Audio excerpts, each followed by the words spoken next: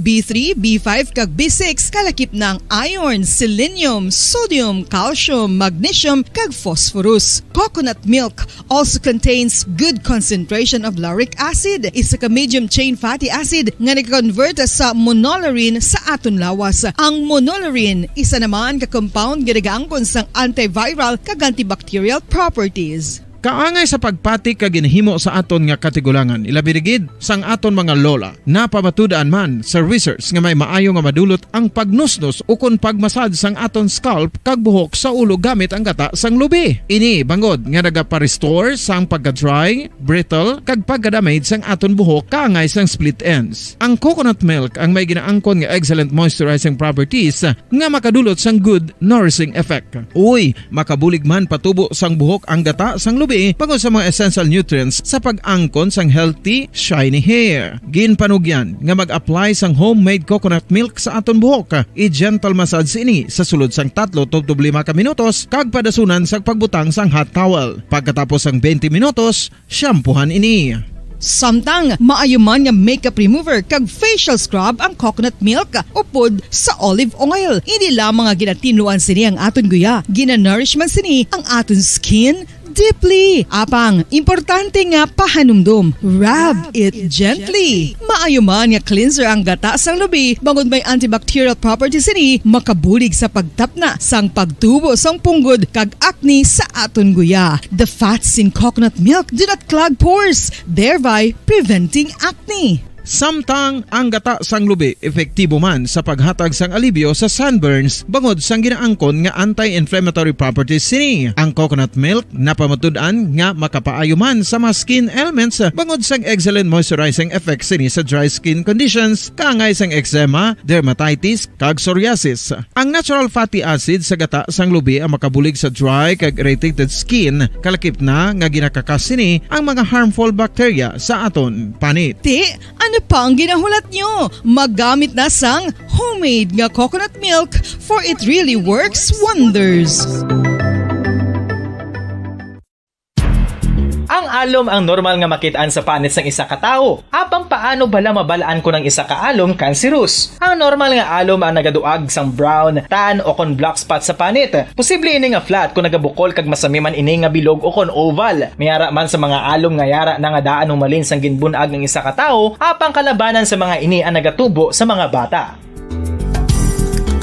Kalabanan sa mga ini ang harmless, apang importante nga mahibaluan ang pagbago sa mga alom kaangay sang kadakuon, shape, duag, kag texture bangod posible ini nga senyales nga nagadevelop ang melanoma. Isa sa mga senyales ang melanoma, ang bag-o nga spot sa panit o kun ang spot nga nagalain-lain ang size, shape, kag duag.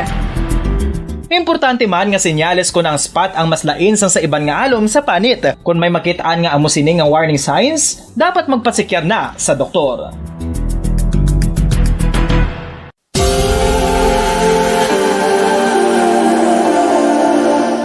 Diri sa syudad sang Bacolod ang sentro sang pagsimba, ilabinagid sa mga tumuluo sang simbahan Romano-Katoliko, amok ang San Sebastian Cathedral nga yara na hamtang sa downtown area sang syudad. Nakahibalo bala kamo nga ang ini nga simbahan ang pinakauna nga gintukod sang tong 1825 o kon 197 katuig nang nakaligad sang isa ka pari nga taga Barcelona, Spain, si Father Julian Gonzaga, nga amogid ang nag-envision sang pagtukod sang simbahan. Si Fray Gonzaga amo ang nangin ikaduha nga nagpungko bilang parish priest sang isa ka village o kun minuro nga amo na karon ang capital nga Bacolod City. Ang ini nga minuro gintawag sadto nga Sebastian de Magsungay o kon Pueblo de Sebastian sadtong 18th century nga amo ang ginsundan sa ngalan sang San Sebastian Cathedral kag bilang sunod sa nangin santo patron sini nga si Saint Sebastian. Sadto ang una kag original nga simbahan na human lamang sa kahoy kag galvanized iron roof apang sang pag-abot sang Abril 27 sadtong tuig 1876 o kon 146 katuig na ang nakaligad diri na gin-construct ang current structure o kon stone church sang San Sebastian Cathedral sa pagpamuno naman sang Spanish priest nga si Fray Mauricio Ferrero sang Order of the Augustinian Recollects. si Bishop Mariano Cuartero sang Archdiocese sang Haro. Amo ang nag-consecrate sang simbahan sa bispera sang gabi sang kapiestahan ni Saint Sebastian sa January 19, 1882 tubtob 1885 sang gintukod naman ang duha ka mga tore sang lingganay sang cathedral. Ang makitan nga dako nga relo sa tunga sang San Sebastian Cathedral sa gwa nga bahin ang gindonar ni Don Luis de Luzuriaga nga ringin gobernador sadto sang Negros Occidental. The San Sebastian Cathedral is a late 19th century church in Bacolod, Negros Occidental in the Philippines. It is the seat of the Roman Catholic Diocese of Bacolod. Mga kasaysayan ni Tuyang Ermitanya. Ako si Tuyang Ermitanya. Nagapuyo ako sa isa ka kuweba. Siling nila aswang ako. Pero hindi ina matuod. Siling pagid siyang iban. Buang ako. Pero layo pagid na sa patad. Ako isa lang ka normal nga tinuga nga maluyagon mag-isahanon permi. Hindi ako maluyagon magtanaw sang TV. Wala ako sa guyog sa mga sugal. Apang permigid ako nagapamati sa mga balita kag drama sang Bumbu Radio. Madamo ako siyang nahibalaan nga istorya. Kinarahan man ukon moderno. Kag kun maluyag ka mo mamati, kari ka mo, mag-istoryahan na kita. Mga kasaysayan ni Tuyang Ermitanya. Insulat ni Elizabeth Batiduan Navarro. Mga kasaysayan ni Tuyang Ermitanya. Kakaroon, suguran ko na ang pagsaysay. One day, isa sa ka adlaw, sa pagsugod gid sang akon kasaysayan.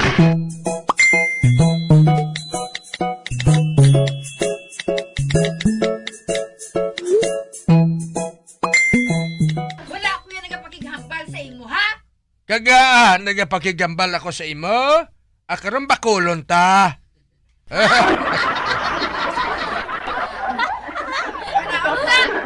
Pakulay ta! Hala.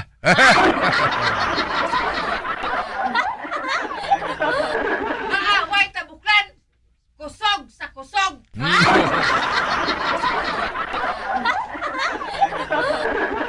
Ay? Basi mahinulsol ka balikoson? Pasalamat ka lang kay babae ka kay kung hindi. Tapos kagit sa akon. Ano kung lalaki ka? Wala ko yung madlok sa imo. Anong ginapabugal mo? Ang duha nga nagakabit sa imo?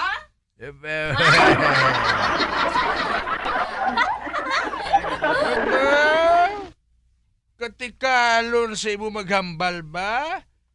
Ano gid ang ginapabugal mo haw? Ano gakamang sa magtimbang mo nga paa? Hoy, buklan! Dekorasyon na lang na! Kag wala naman na sang pulos pareho sa imo!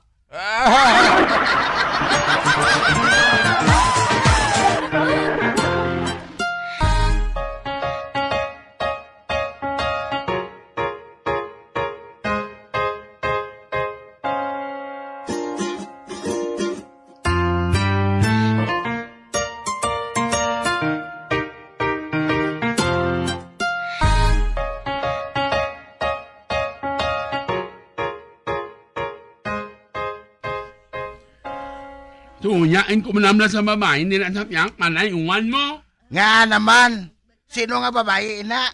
Inamamaya man lang ang amay.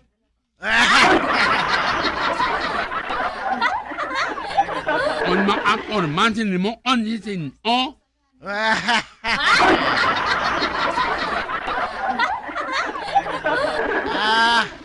Inang kung maghambal, pero mila nagagwa ang ugat sa liog. Oo, Juan, amo na siya. Kung maghambal ng akurisong, o nangahingikan pa.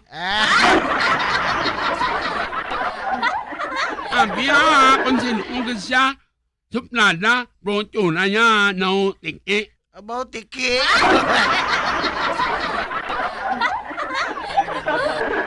Wala ta mahimo, Orly. Amo ginayang mga magaranon. Maluyag magpurma. Kay ti, makasarang magpurma mo. Sino ang mga anano now? Inang ginasiling mga gamay nga babaye eh.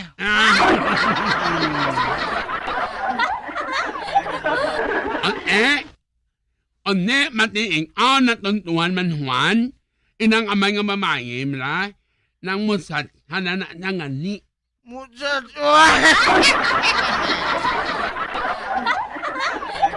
Matuon yung mga ni hurumat, on mala Juan, nga ang nangaw ko no, umakatungtong sa karamaw, ami yata, asman na karamaw.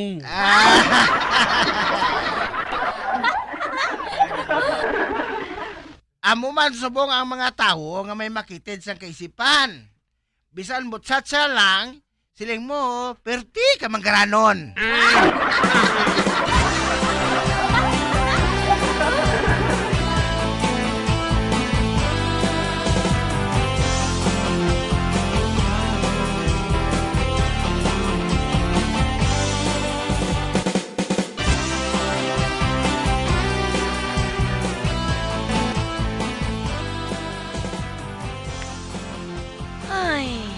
Ay, naunsa man ka, Margot? Nga, nagapanghay-hay ka? Nahadlok ako, Uray. Ay, nahadlok ka sa ano? Nahadlok ako, mamana.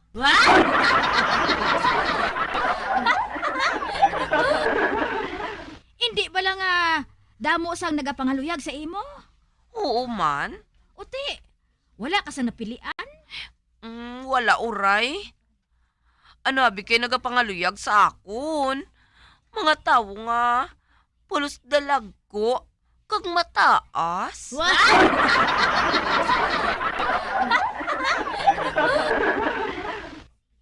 Ay, hindi ka pa sina. Ay, nahadlo ko ya, Uray, Labi na si Patoy Patula.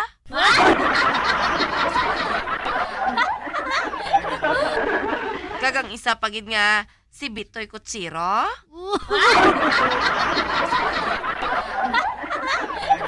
Puwerte kalabas ang iya. Latigo.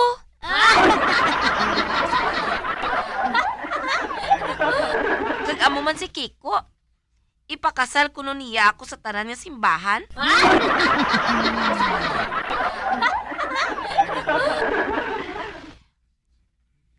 Ano ang nasawayan mo kay Kiko? Puwerte sa iya ya kataas kag kaniwang. Kag malaba man ang iya. Pasensya.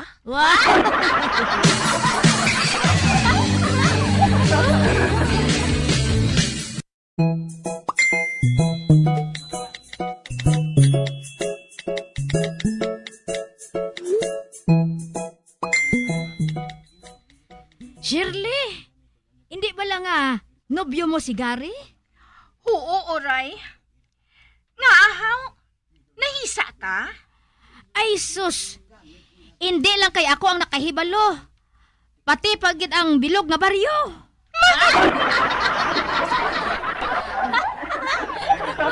Naluoy lang ako sa imo. Gani, sugiran ko ikaw nga ang nobyo mo ginatumpukan sa mga babayi.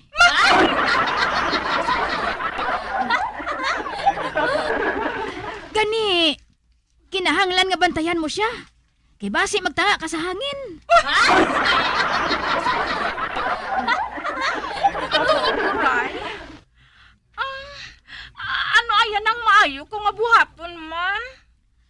Bantayan mo gani. Kundiin siya, didto ka man. Pero hindi bala. Daw makahumuya man ina, Oray. Ay nga mahuya ka. Kay ginahalungan mo lang ang imo.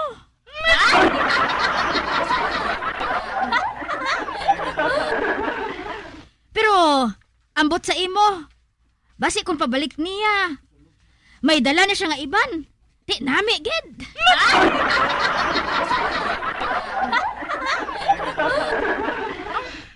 Oo, Oray, Tumanon ko, ina. Amo na iya.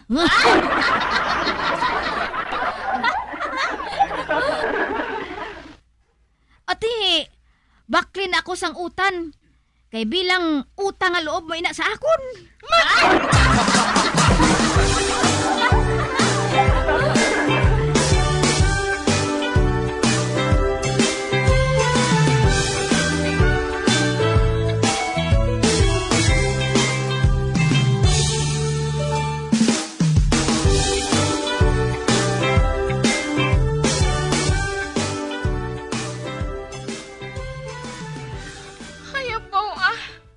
Kabudlay gid matuod kung gwapo ang imong nobyo Kadamo sang interesado.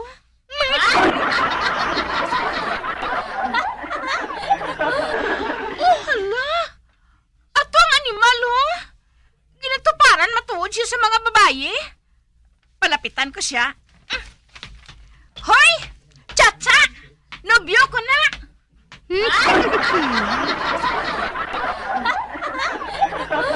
Hoy, ikaw ka na Shirley? Oo, ako matuod. Kanami sa imo, no? Do sa tulan lang ang ginagaw mo siya sa akon? Wala man sang malain dira. Kay ti, wala labot nga gwapo na ang nobyo mo. Basketball player pa.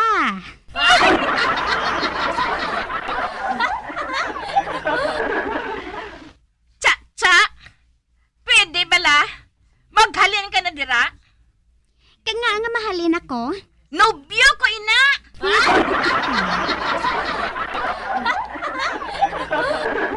Ote, ano ko nobyo mo? Nobyo mo pa lang na. Pwede pa na yung maagaw, no? Kag mas hapos kawato ng ido kung nakahigot.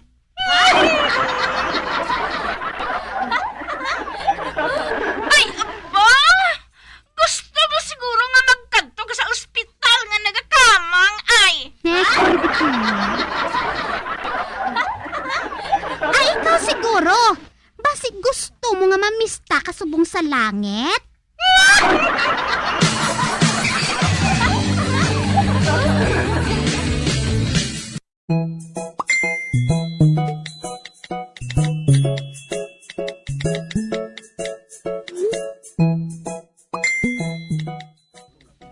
Babalibad ka naman nga buklan ka.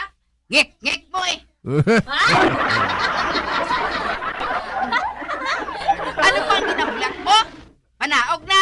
Kay maaway kita nga duha. Hoy, barikoson. Pangita to sang lalaki nga ipakontra sa akon. Kay amo na ang batuan ko. Gusto ka kay Lolo Mores? Hoy, barikoson, tigulang na yan ho. Si King Kong na lang eh. Bata na iya. Ang silingon mo, nahadlok ka sa akon.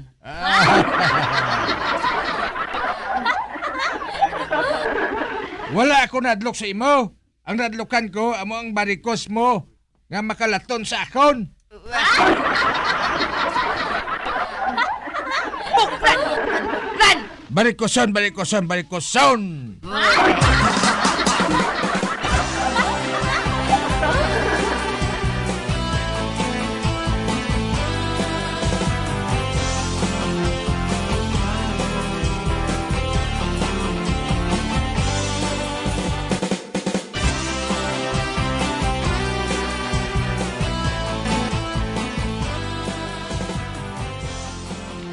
Alvina, makahuluya ka mo ni Tio Tagoy.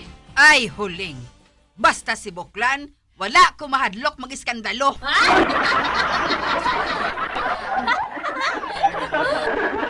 Man sobra na ginang Buklan ngayon na huling. Mainit gani ako. Ipamarder ko ina siya mo.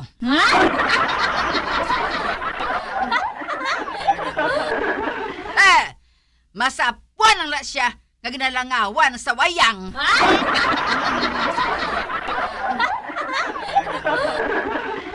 Wala sang huya nga Buklan. Buisit gid sa kabuhi ko. Buubuson sang animal yang nga akong dugo.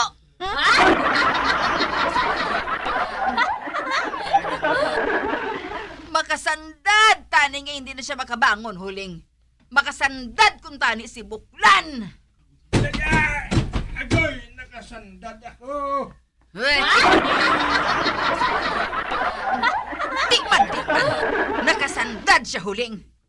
Te, kung ding akong dila, may kamandagid.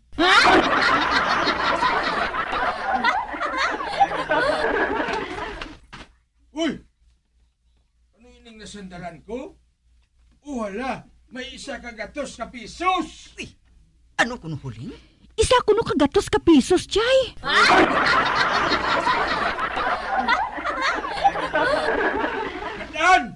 Matan, dali! Dali! Tawag ang koridor! Kay tayan tong numero nga 64! Dibinas na eh! 1,000 ka pisos!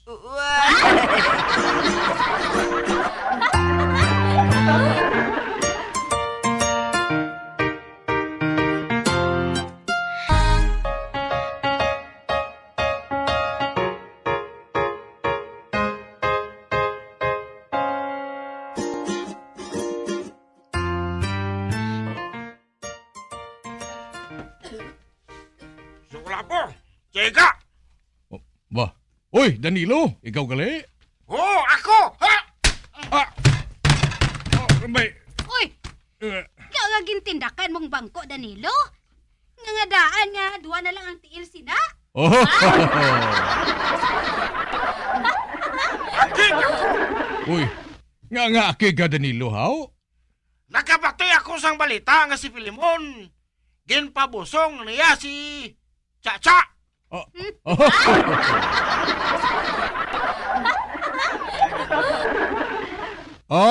Ato? Chismis lang to? Ay, hindi na! Di na si Filimon! Ay, si Pilimon? Ay, di na gani si Pilimon ko lapo. Doari man lang sa dirito kay na? Basag yung taba niya si Chacha!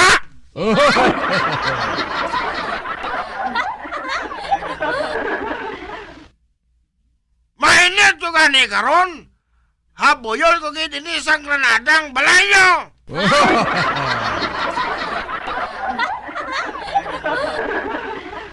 Ay, Danilo, hindi ka magpati sa mga kutsu-kutsu nga nabatian mo, Ay, hindi Nga hindi man. Nagabusong gid sa kuno. Kay ti nagabangitan sa sangilaw nga paho. Kaginamos.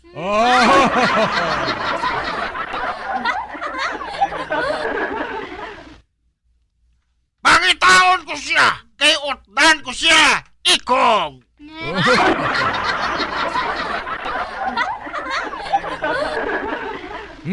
Nagpati ka man imo ya Danilo nga. Wala pa na gani mapaltak si Filimon?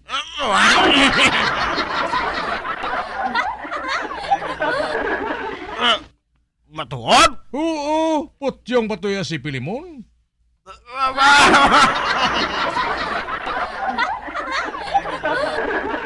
Di na si Filimon? Ay, basi kung may ginkantuan lang. Kung amo sina, hulaton ko siya.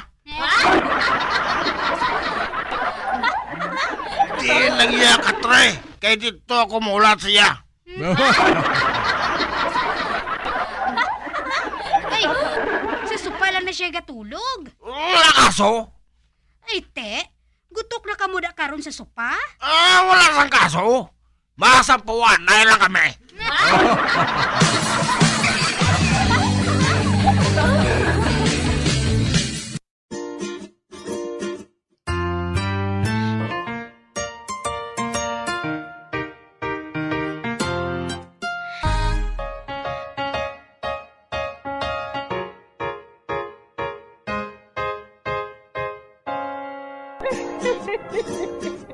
Ay, na lang nila ang akong pagsaysay. Kung buwan, makitaan naman kita. Mabuhay kita tanan. Mga kasaysayan ni Tuyang Ermitanya. Mga kasaysayan nga makalingaw sa inyo tanan, bata o kung tigulang. Mga kasaysayan ni Tuyang Ermitanya. Insulat ni Elizabeth Batiduan Navarro. Mga kasaysayan ni Tuyang Ermitanya. Bombo Radio Philippines. Patuloy na #1 sa drama. Fast sa Radio Bombo! Bombo Radio Bacolod. Ang coconut milk o kon gata ang ma-extract gikan sa unod sang lahing sang lubi. Ini ang madugay na nga ginagamit bilang ingredient sa mga dessert, soups kag sauces. Kung ikaw ang nagabatsyag sang bone o kon joint pain, maayo para sa imo ang diet nga manggaranon sa gata. Ang gata ang sara makabulig sa pagpanubok sang bugat. Ini ang manggaranon sa short kag medium chain triglycerides nga ginakonsiderar healthy fats. Ginapalawig sini ang isa ka persona antes makabatsyag sang kagutom. Rason na kun nga ang maganubo ang pagkaon o kun makabulig sa paglikaw sa cravings. Ini ang makakonvent man sa energy, suli sa mga longer chain fatty acids, nga kun magdamo sa lawas ang makatuga sang obesity.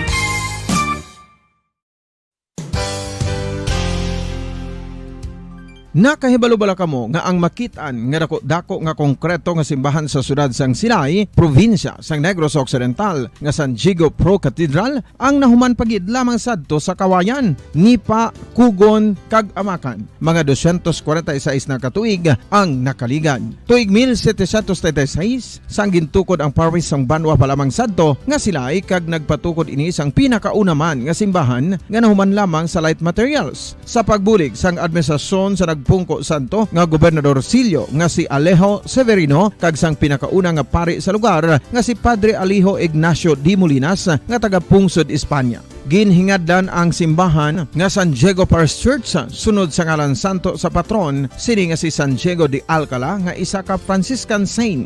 Tuig 1841 sangang isa naman ka parish priest nga si Father Eusebio Locsin ang nag-initiate nga bagatukod sang mas permanente nga simbahan nga nahuman sa bato kag kahoy. Ginsuguran ini sa pagpasanyog sang atop ang galvanized iron kag iban pa nga parte sang simbahan. Apang sang nag-ibwal ang revolusyon sa tong Nobyembre 5, 1898, wala ini natapos kag naunta. Tuig 1925 na sang ang manggaranon nga sila noon kag sugar baron nga si Don Jose R. Ledesma ang nagdonar sang dako nga kwarta sa pagtukod sang dako kag bag-o nga simbahan. Ang Italian architect nga si Lucio Bernasconi amo ang nagdisenyo sang bag-o nga simbahan kag sang ulihi ginhimo pa niya ini nga modelo sang pagbalik na niya sa Italia. 1927 sang nakompleto tukod ang simbahan nga may twin bell towers base sa Romanista o kon Renaissance nga disenyo. Disyembre 25, 1974 sang ang Santo Obispo sang Diocese sa Bacolod nga si Monsignor Camilo Gregorio ang nagdeklarar bilang Pro Cathedral, rason kun nga ginatawag na ini sa karon nga San Diego Pro Cathedral, the only Catholic Church to be declared as Pro Cathedral in the Philippines.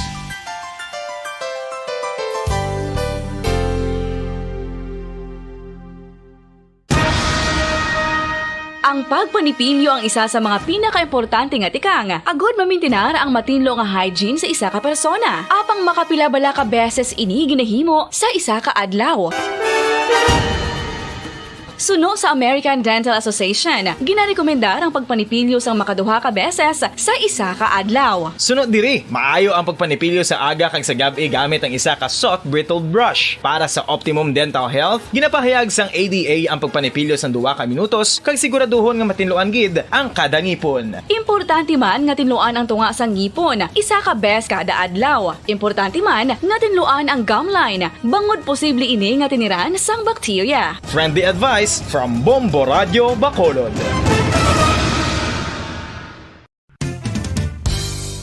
Ang 2022 FIFA World Cup natala na sa Nobyembre 21 tubtob Disyembre 18, 2022. 32 tanan ka mga teams gikan sa nakalinlain nga mga kapungsuran sa bugos nga kalibutan ang magapaindis-indis agud amo ang magkakuha sang FIFA World Cup trophy nga nahuman sa Bulawan kag ginakabig bilang one of the most expensive trophies in sporting history. Nga sa karon nagabalor sang 20 milyones dolyares. Sa maragta sang sini nga hinampang, ang Brazil National Football Team amo ang may pinakadamo nga kampyonato nga nagdanga na karon sa 5. Samtang ang France amo ang most recent champion sa giniwat nga 2018 FIFA World Cup nga giniwat naman sa Russia.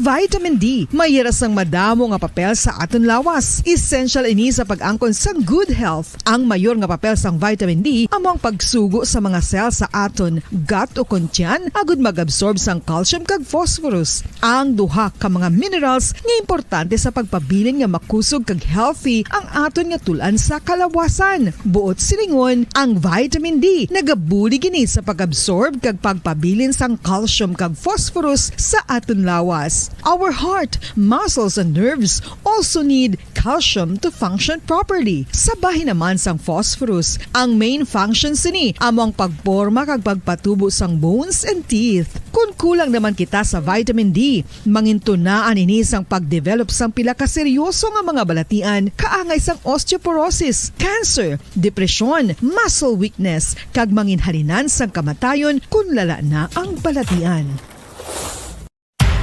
Makapila ka beses kung magpangapi sa kadlaw, maghinay-hinay lang sa pag-inom sang kape bakod may ara ini sa ini maayo nga epekto sa lawas. Apang paano bala mibuan kung masobrahan na kita sa kape. Nahibaluan nga ang 400 mg sang caffeine o kung kapin-apat katasa sang brewed coffee sa isa ka adlaw ang makabig pa nga safe para sa pila ka mga healthy adults.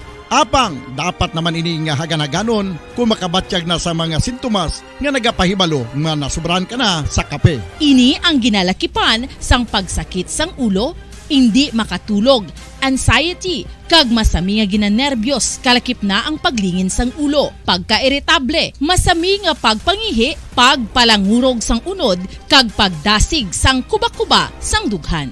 Gani mga kabombo, hagan-hagan. Bombo Radyo Bacolod. Number 1! Basta Radio Bombo! Bilang ko sa dagat na apoy, di makahinga sa init na dumadaloy. Ialay mo ang bagong pag-asa sa tulad kong nasadlak sa pagkakasala. Provincial Jail, kasaysayan sa mga tinugang ang inakabuhi, naging bahin sang Provincial Jail. Sa diin ang apat kapamusod sang pader, naging lulubngan sang ilang mga handom kag mga kalipay, nga naging saksi man sang ilang mga pag-antos, kag kabudlay kag paghinulsol.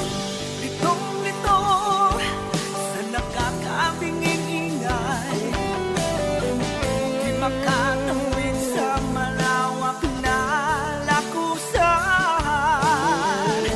Ialay mo ang bagong pag-asa sa tulad kong nasadlak sa pagkakasala. Provincial Jail, makig-upod kita sa ila pagpanarambiton, kag makigbahin kita sa ila kalipay, kag pag-antos, nga ilaman na agong sa Provincial Jail.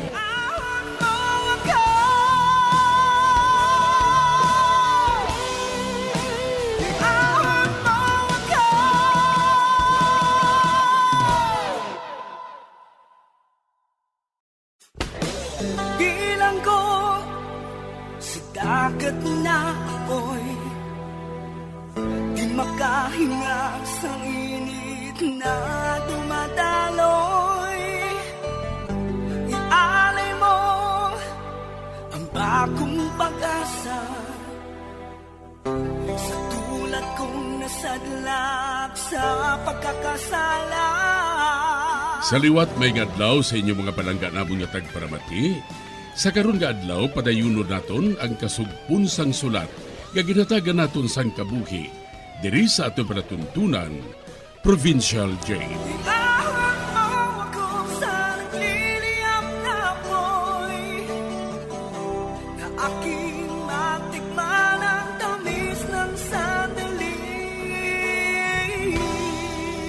Bahin sang nagligan. Ginbalitaan ako ni Rika, bahin sa Koreano nga ginkidnap, apang wala mahibali kung sino ang may kahimuan. Isa ka adlaw, nagkitaay si Rika kag Belia. Natahuman siya kay Rika, apang Nagsiling siya sa iya kaugalingon nga hindi siya mahimo nga magkuha sang babaye sa amon lugar tungod hindi siya gusto nga mabuking. Diri sini nga bahin, padayunon ko ang kasugpon sang akon pagsaysay. Diri sa Provincial Jail. Matahom ining si Rika. O galing, hindi pwede nga diri ako makuha sang babae. Hindi ako maluyag nga mabuko. Gani, hindi ako dapat ka malipat. Nga hindi ako pwede nga magkuha sang biktima diri.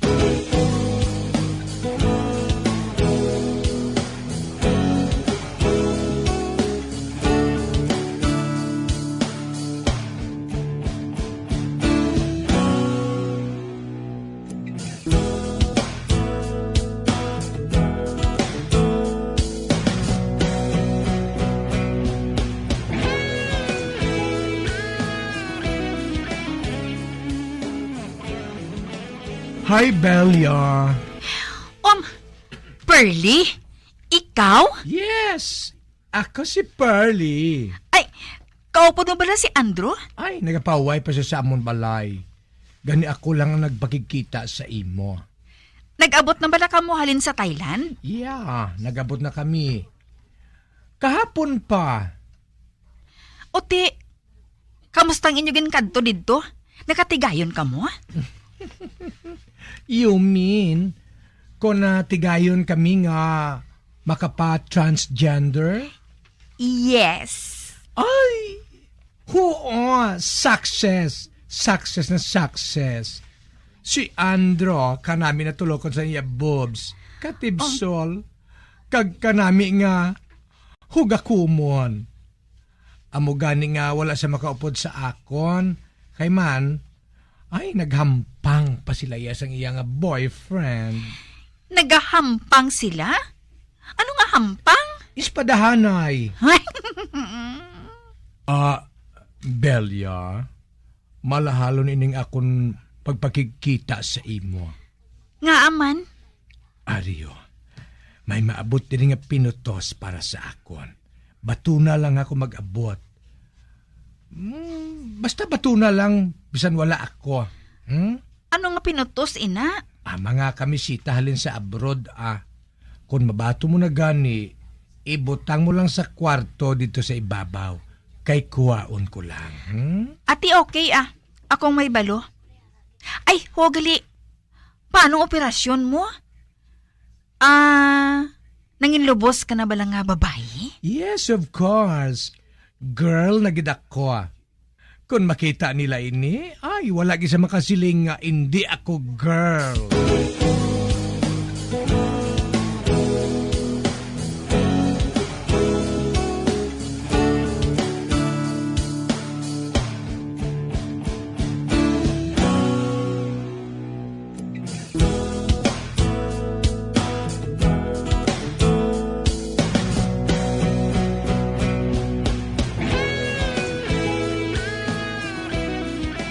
Pearly, may nag-abot matuod nga pinutos para sa imo. Ato sa hulot nga ginaarkilahan ninyo ni Andrew. Ate, okay. Kuhaon ko lang dito.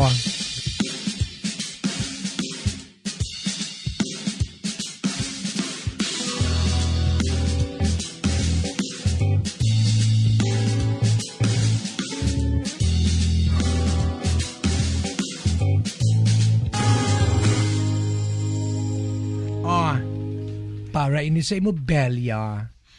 Bah, kwarta nga nasulod sa sobre?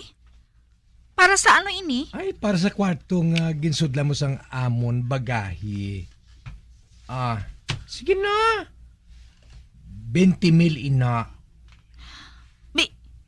20,000? Oo. Imo na ina. Basta batuno mo lang ang mga bagahe nga maabot nga na-address sa akon. Okay, para amo lang na. Ti maayo. Sige ha, malakat na ako.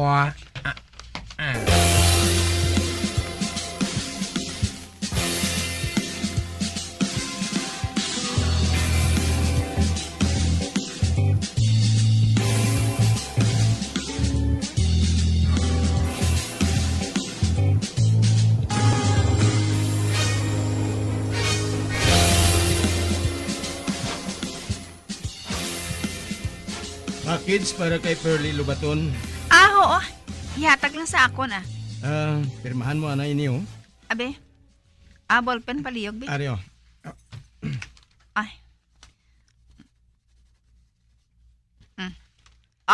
Ara na. Salamat, ha? Okay lang. Ato na siya. Baw, kung magamo sini kadako permis ang akon makita, madali ako sini nga magmanggaranon.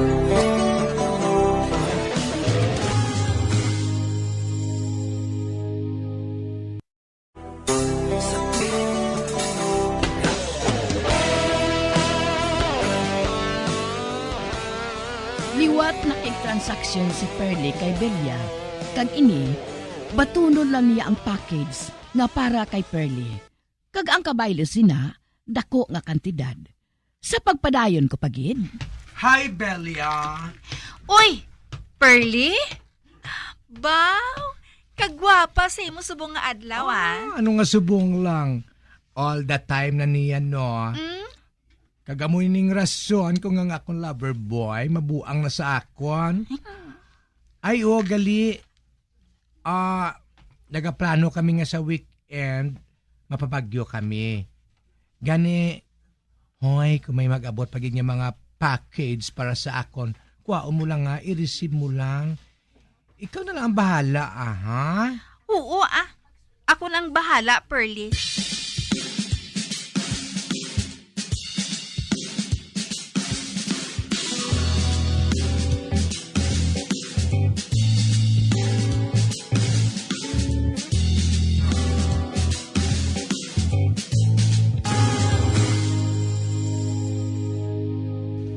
Miss Belia, delivery para sa imo.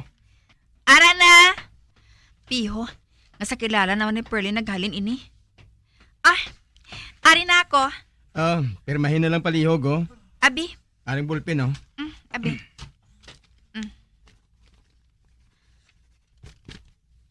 Ara, tapos na. Ate sige, malakat na ako ma'am. Okay sige, takat na. Ato na siya. Dalon ko naman yung package sa ibabaw Dito ko na lang naibutang. Kagasta nga mag-abot si Pearly halin sa Bagyo. Pag-abot ni Pearly, makakwarta naman ako sang dako. Pero, nakanotar ako. Nga sa baylo nga ngalan ni Pearly. Nga akon ngalan nga ato dito yahaw. Pag amo itong ginpirmahan ko, nga aman.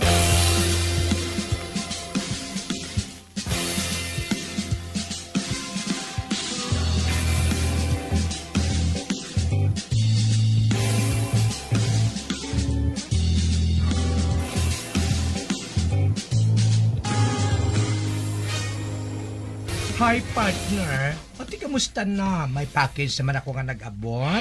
Oo, may ara. Kag medyo dako-dako ang package nga nag-abot. Ay, amo gali. Oo. Ay, mga coat inakag jacket para sa tigtulog na diri sa aton. Tidiin na. Ato sa ibabaw. Kuha lang to Okay. Ato na siya. Ay. Nga permilan siya ginapadalan sa friend niya nga inaman.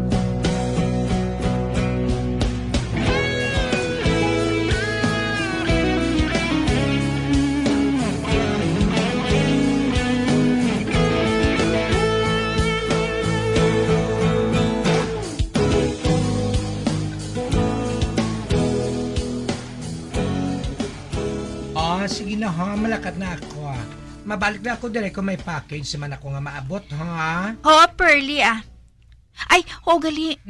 Mamangkot ako sa imo. Ano ina? Nga sa ngalan ko yun na address ang imo package, how?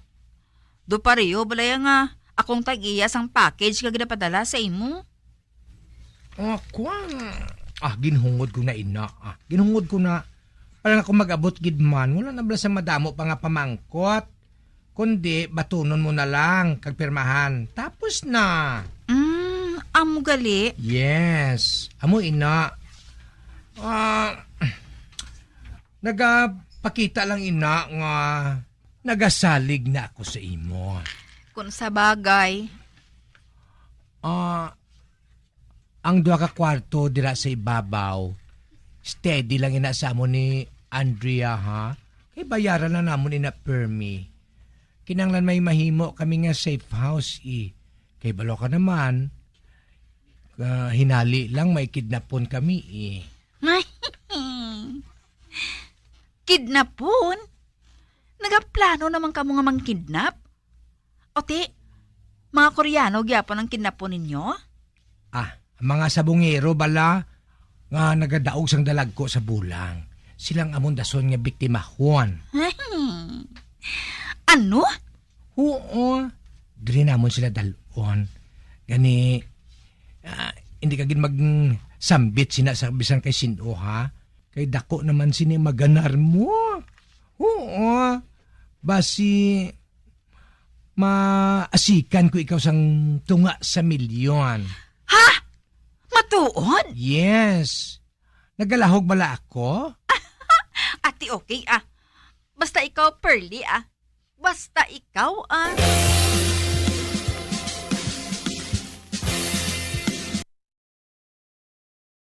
Bombo Radyo Bacolod. Number 1! Basta Radio Bombo. Flash Report. Bombo Flash Report. Bombo Flash Report. Tagad mga kabanan, 45 minutos sa kaligid sa takna alas 4 sa hapon. Check na to ng patrol, no? Sa flash report, 3 patay sa aksidente dito sa bayan sa Northern Negros. Ding ini nga Banwa, no? Sa San Mateo si Bombo Grace Baton sa Piagalinya. Bombo Grace, sa report, please come in. Yes, Bomopon, 3 patay sa naglungsad nga traffic incident sa sitio proper barangay Malatas sa Banwa sang Calatrava. Bomopon, ini nga aksidente, self-inflicted traffic accident kung sariin isa ka passenger jeepney, no? Ang aksidente sa may area na nga nahambal ko. Bali, ang sakay sang passenger jeepney, more or less, 30 ka mga tao. Kagat 3 diri, identified na nga patay, pero undetermined ang mga victims, no? May ara pagid sa mga pilason. So, multiple homicide, kag multiple physical injuries ini Bomopon. Ang jeepney, traversing ni siya downhill portion. So, buti ningon, papanaog ni siya Bomopon halin sa babaw, no? Secondary road of Barangay Malatas, kag nadulaan ini isang preno. Amo to nagbunggo sa isa ka puno sang Demelina, Bomopon. Okay, na-identify na ito mga pangalan nila, no? Wala pa gito identify ang pangalan, kag subong pa dayon ang pag-determine sa isang mga pangalan sang biktima kag sa mga napilasan kay more or less 30 ang mga pasahero sa isang jeep kag ang driver amo si Jose Hikito Loren Conja, no? Jose Hikito Loren Conja, Bomopon, taga Barangay Suba, Calatrava ini siya kag 53 years old. Okay. So, wawag ko nga tani karon, no? Para sa Bombo Flash Report, ini si Bombo Grace na batang sa mga radyo ng Pilipinas, consistent to overall number 1 sa Bacolod. Basta radyo. Bombo! Bombo Flash. Bombo Flash Report. Sige, no? So, salamat sa patrol. Bombo Grace na baton dugang ba detalye karon sa pinaka-public affairs program sa Bombo Radio Bacolod. 3 patay sa aksidente nga nagluntad sa barangay, isa ka barangay sa Banwa sa Calatrava. Dito sa norte, no? Puso sa aton probinsya. So, halong-halong kita, no? Sa aton siring nga mga kabombo, no? Especially kung nag-travel kita, dapat i-check tayo sa maayo, no? Ang kondisyon sa aton siring nga mga salakyan. Sige, dugangan na ito na karon sa bahin sa Bombo Report sa afternoon edition. Balik kita na sa aton nga drama.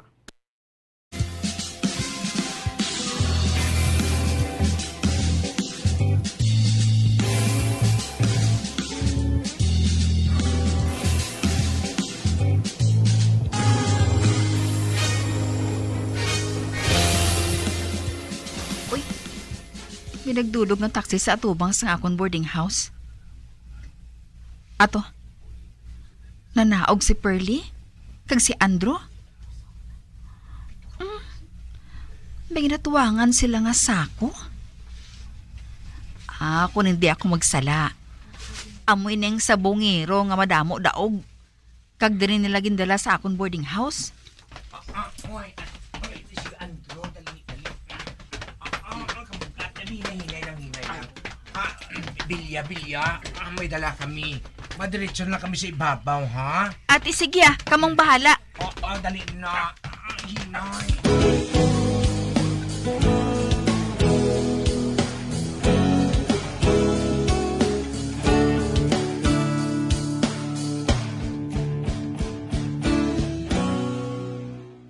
Ano na si Pearly?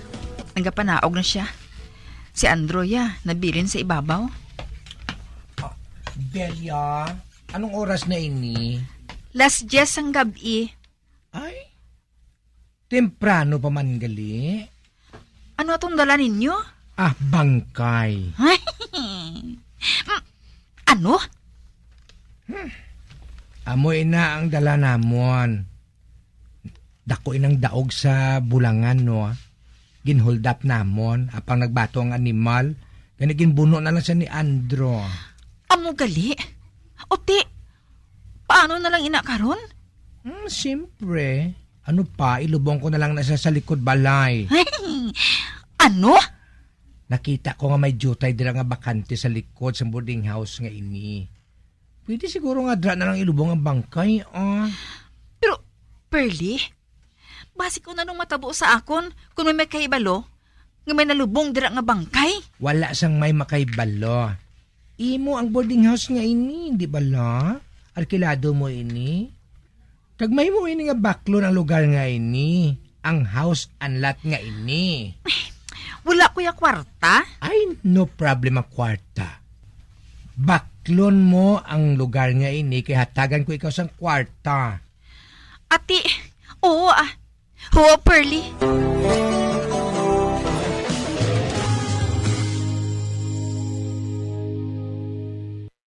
Bilang ko sa dagat na apoy, di makahinga sa init na dumadaloy. Ialay mo ang bagong pag-asa sa tulad kong nasadlap sa pagkakasala. Mga biyansod na gininyo sa pagpamati, ang katapusan nga bahin sang sulat nga aton ginatagan sang kabuhi diri sa panatuntunan, Provincial Jail, sa direksyon ni Melvin Gatuslao. Iahon mo ako sa nagliliyap na apoy, na aking matikman ang tamis ng sandali. Bombo Radio Philippines. Patuloy na #1 sa drama. Basta Radio Bombo! Ang fertilized duck egg ang ginakonsiderar nga delicacy hindi lang sa Pilipinas kundi amuman sa iban nga Southeast Asian countries, kaangay sa Vietnam kag Cambodia kung sa diin ang pangalan sini ang nagikan sa Tagalog phrase nga balot sa puti o kon wrapped in white. Madamo sa aton ang mahuyugon og bakal sini sa mga dalanon, apang ano bala ang makuha nga benepisyo gikan sa balot. Santo sa SF Gate, ang itlog nga balot ang apisar barato. Ini ang maayo nga source sa sang protein. Ini ang puno sang vitamin C kag beta-carotene, nga parehas mabasko nga antioxidants nga makabulig sa pagtinlo sang free radicals gikan sa mga bloodstream. Kasubong man nagapabaskog sang immune system. Kung ang hampang basketball amo ang mas ginakakunyagan naton nga mga Pilipino, apang salos tanan nga parte sa kalibutan, ang nagapanguna o kon most popular sports in the world, amo ang football better known as soccer sa US kag Canada. Sunod sa latest world statistics sa sini nga tuig 2022, ang football amo ang nagapanguna ilabi na gid sa Europa nga nagadagat sa masubra 4 billion followers. May kantanan sa football, isa sa ginahulat sa mga football or soccer enthusiasts worldwide, amo ang FIFA World Cup. Sa ika-22 katuig sini nga paghiwat bilang Quadrennial International Men's Football. Ang pungsod Qatar sa Western Asia amo ang venue, the first World Cup ever to be held in the Arab world. Ang magpainit-init sa silak sang adlaw sa aga ang makadulot sa kayuhan sang aton ikaayong lawas. Suno sa madugay na nga pagtuon sa mga researchers worldwide, kalakip na diri ang American Academic Medical Center nga Mayo Clinic. Ila na pamatudan nga ang sun o kung si Haring Adlaw amugid ang best source sang vitamin D. There's good reason why vitamin D is called the sunshine vitamin. Ang pamangkot, paano ang proseso sang pag-angkon sang aton lawas sang vitamin D? Well, ang process nagasugod sa tion nga exposed ang aton panit sa sunlight dili na kag mahimo ang vitamin D gikan sa cholesterol sa aton lawas. Ang ultraviolet o kun UVB rays nga yara sa silak sang adlaw magaigo ini sa cholesterol sa aton skin cells, providing the energy for vitamin D synthesis to occur. Magluwas sa baboy, baka kag manok, may isa ka karne nga sara nga mahimo alternatibo nga iserbe sa lamesa sa mga Pinoy kag ini ang rabbit meat o kon karne sang koneho. Suno sa pagtuon, mas matinlo ini kag mas healthy kung ikumparar sa iban nga karne sang sapat. Ang rabbit meat ang sara nga lutuon sa pamaagi nga naanda na sang kadamaan, kaangay sang adobo, lumpia Shanghai kag lechon. Apang ano bala ang mga benepisyo sini sa ikaayong lawas? Ini ang mayaras ang mataas nga porsyento sang easily digestible protein kag nagaunod sang jutay nga fat kung ikumparar sa iban nga sahi sang karne. Nagaunod man ini sang jutay nga calorie value sang sa iban kag almost cholesterol free ini. Gani makabig siya nga heart patient friendly. Mas jutay man ang sodium content sa rabbit meat, samtang mas madamo naman ang calcium. Radyo Bacolod. Number 1! Basta Radio Bombo! Sang una ko ikaw nga nakita, naglaom ako nga nagtalang ako, kag nakasulod sa isa ka matahom nga dalamguhan. Ikaw ang babae nga madugay ko nga ginapangita kag ginahulat. Nagpangako ka nga kamatayo lang ang makapabulag sa imo kag sa ako. Apang karon, ina lang ang masiling mo. Sorry. Sorry. Nga.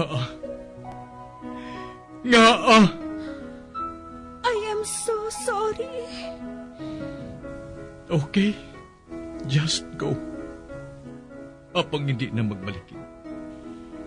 Hindi mo ako makita nga nagahibik. Bangod ang akong mga luha. Ari lang sa sulod sang akong dugham. Apang ko magabot ang tion nga pahibiun kaniya. Magbalik ka sa ako. Ari lang ako dre. Kag nagahulat gihapon sa imo. Argay! Gintampa mo ako? Akig ka kay ginalukan ko ikaw? Torpe. Sorry pero I love you. Promise. Kadamo sang tsansa ang ginhatag ko sa imo para halukan mo ako. Tapos, isa lang masarangan mo? Torpe. Mga tinaga nga masakit, masubo, masadya, nga halin sa mga lamharon nga kasing-kasing nga nagahigugma. Initanan makita naton sa mga pinanidlang sang isa ka diary. Kag ini hatagan naton sang kabuhi diri sa aton palatuntunan, Dear Diary. Dulot sa inyo sang Bombo Radio. Basta Radio Bombo.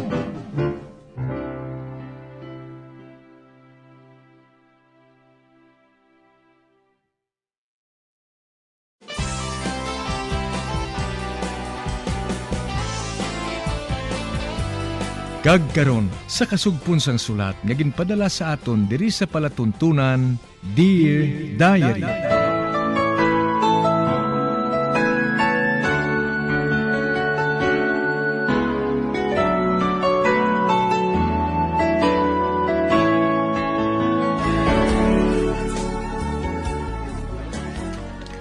Dear Diary, bahin sang nagligad, nag-abot na ang amay ni Renz kag si Risa. Gani nga gilayon ako nga ginpakadto ni Renz sa ila balay. Kag nasugata ko pa si Redmark. Kag nagsiling siya nga nakahibalo na siya sang amon plano ni Renz. Samtang, nag-atubangay gidman kami sang amay ni Renz sa pagpadayon ko.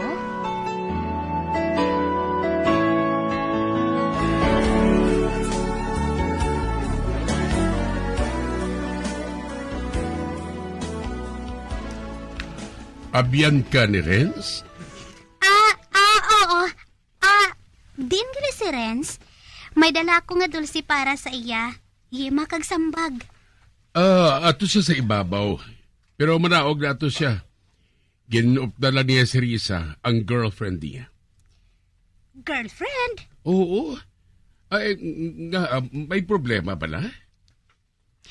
Sigurado ka bala? Nga may girlfriend na si Renz? Oo. Ihada ko si Risa. Kag madugay na siya nga may relasyon sa kay Renz. Ang magtuod gani, mapakasal na gani sila nga duha eh. Kasal? Hindi. Renz! Lorenzo! Iha. Ano na tabo sa imo? May problema pala? Pasensya ka na, Mr. Dominador, ha?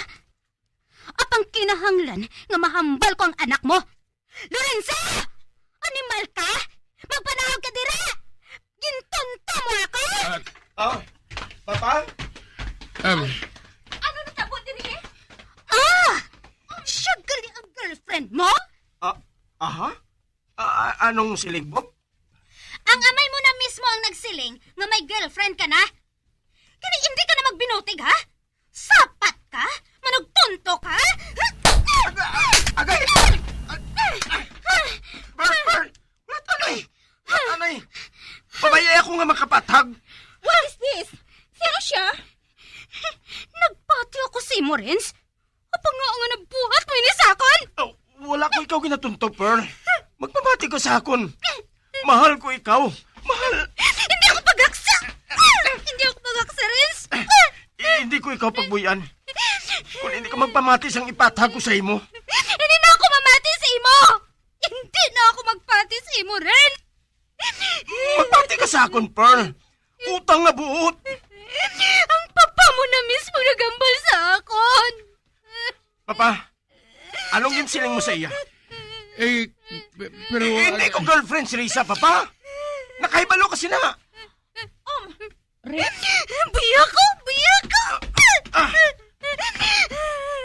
Buya ko!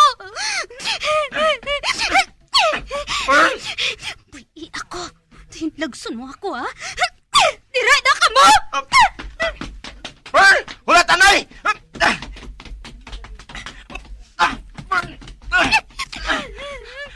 Pearl, mahal ko ikaw. Pati ako. I love you. Please, believe that. Halakan ko ikaw, ha? Tapos, balusan mo man ako, ha? I love you, Pearl.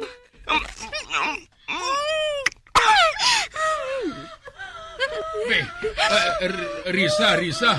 Iha, naano ka? Renz, kinhapo si Risa. Renzo, abi ko ang bulong ni Riz, ara sa iya nga bag. Oo, Papa.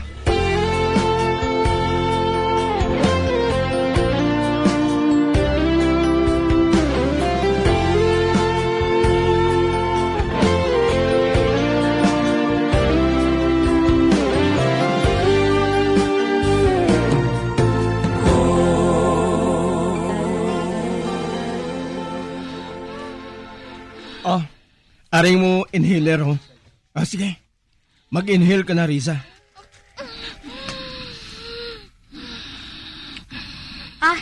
Kamusta ang pamatsyag mo?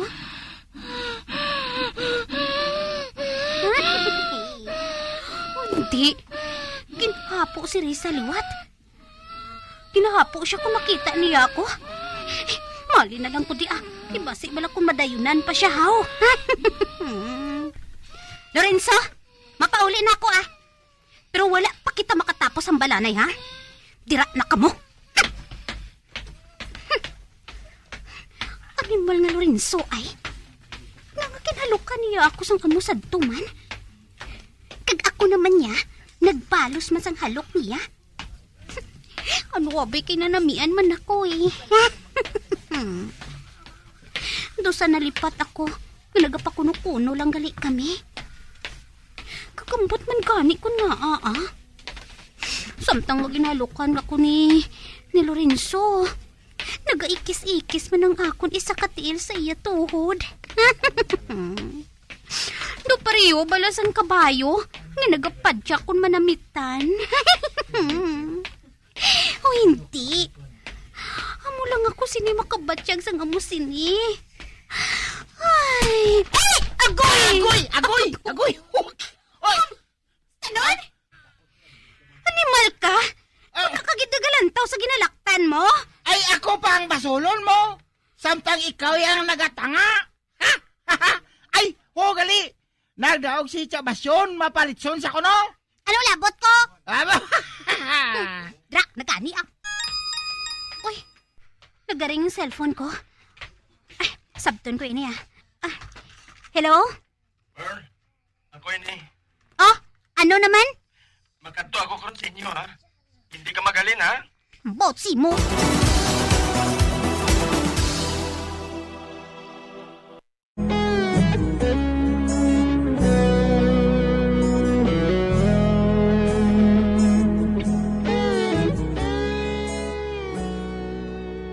Samtang nagadrama kami ni Renzo sa atubang sang iyamay kagarisa, wala gid ako nakapangaman nga ginhalukan niya ako.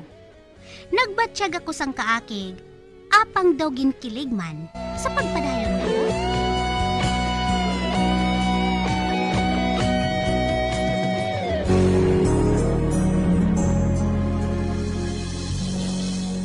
Saan mo para kilalang babae nga, Torrens?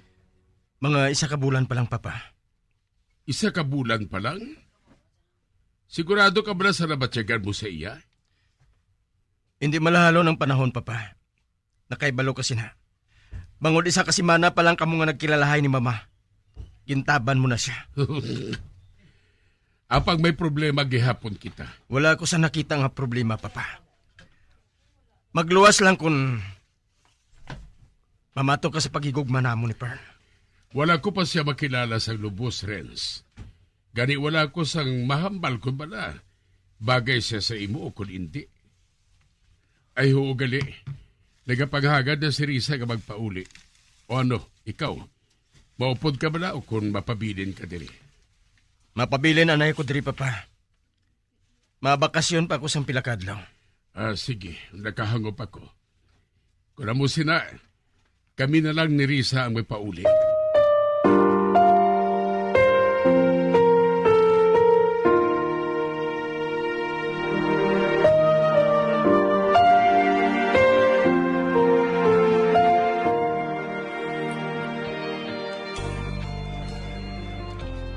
Hi, Pearl. Hi, kada. Amo galining balay mo? Matahom, no? Ano yung kinahanglan mo? Nga nagkadto ka pa dire? Uy. Dos hindi mayong mudo mo, haw. Hindi ka man nakigay na. Ginakis-kis mo pa ganing tuhod mo sa tuhod ko kay na? Hoy, excuse me, no? Nagainit ang ulo ko. Gani nga nagpadyak ako. Hindi ko maluyag nga makahibalo ang amay mo nga akig ako sa imo. Tingala ko man nga sa baylo nga itulod mo ako. Ginbutong mo ako kay. Hoy, Lorenzo. Ano gidya lang gusto mo nga pagwaon? Oo, wala. Kuan lang. Nabatyagan ko lang nga palangga mo man ako. Aho, gali. Kamusta na si Risa? Hindi bala pag ilikaw nga itong ginhambalan. Ano nga ginahambalan man? Sa panulo ko, mas bagay kita nga duwa. Sangsa ka mo nga duwa ni Redmark. Kag ako, hindi mo na kinahanglan nga pangaluyagan. Ginasabat ko na ikaw. Oh. Nga padugayon pa naton kung amo sini nga pareho nga ito nabatsyakan. Ha? Maminsara na ako Ano pang paminsaron mo? Mas gwapo ako sang sa kay Redmark. Kag madamo ako sang kwarta sang sa iya. Kung sa bagay. Nawong kwarta kagid matuod. Pero okay lang. Wala mo yun ang ginalipod. Kag hindi na kinahanglan nga magpakuno-kuno ka. Ang matuod gid man, nga nagahigugmaanay kita. Oh, ang buot mo silingon. Magahigog maanay kita? Forever and ever? Hindi ka pa sina. Parehong nabatyagan nato hindi bala. Nga ilikom pa nato nina. Umpot kay nali sang itapo. Basta untatan mo ng pagpangaluyag kay Redmark. Ako na lang ang imo nga bisitahan, ha? Ay, sige na lang gani Amo pa lang ako makakita sang lalaki nga pareho sa imo no. Pag hindi ka na makakita sang lalaki nga pareho sa akon, Pearl. Ako lang ang wala mahadlok magpakita sang akon balatyakon. Kung gusto ko ina. Kung hindi ko gusto, hindi ako. Ay, gali. Ma-dinner kita karon ha. Kagbuas, makadto kita sa lake. Mabalon kita sang snack. Ay, hindi pwede, Renz. Manukot ako, buwas. Kag mabakal ako sa mga supplies sa paghimo sa mga dulce. Ati ko na mo. Updan ko na lang ikaw. Kag nga, apa. Makuluya sa imo, no? Amo ako sina eh. Kung palangga kong isa katao, hindi ko maluyag na madula sa akon panulo. Ayaw, gali. Hindi mo bala ko pag ipakilala kay Lula Claring? Ay, oo, gali, no? Ato siya sa likod. Dali, ipakilala ko ikaw sa iya.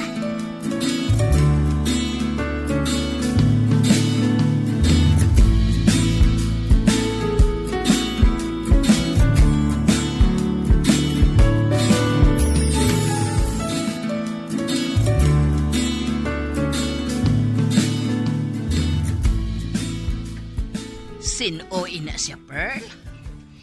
Siya si Lorenzo, la. Abiyan siya ni Redmark. Ay, nga nagaagbay sa imo.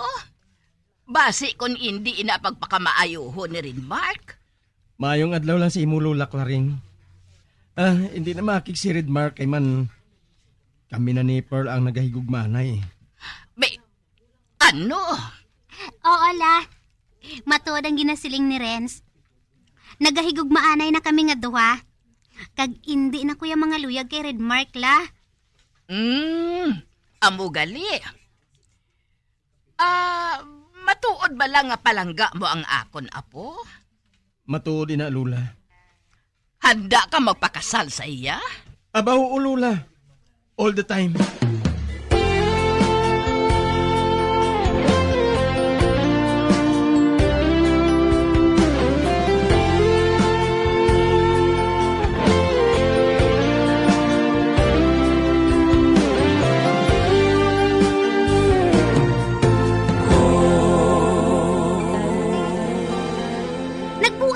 Renz?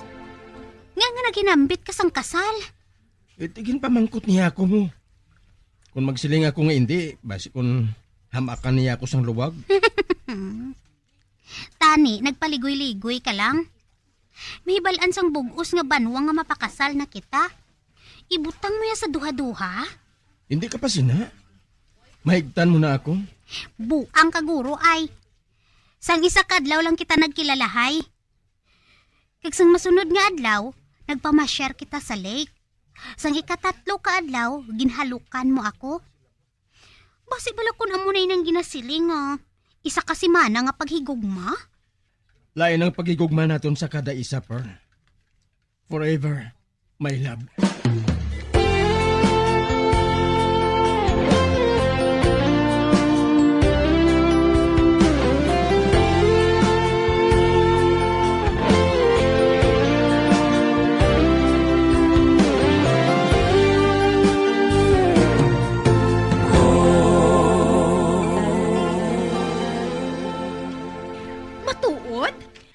Ni Renz? Oo, Dailin. Ay, kag wala na ko nagapangaluyag kay Redmark. Ay, oo, gali. Wala pa siya sang napilian sa inyo? May ara na. Ha? May ara na? Ay, sino? Sinong napilian niya? Ang balo ba lang si Ruby? Ano?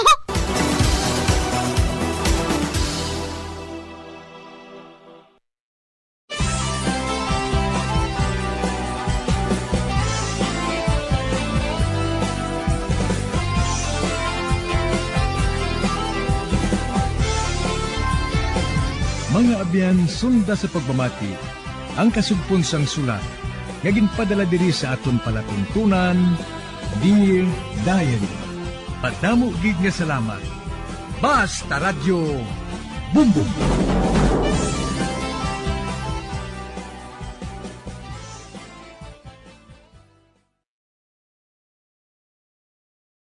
Bombo Radio Bacolod. Number 1! Basta Radio Bombo.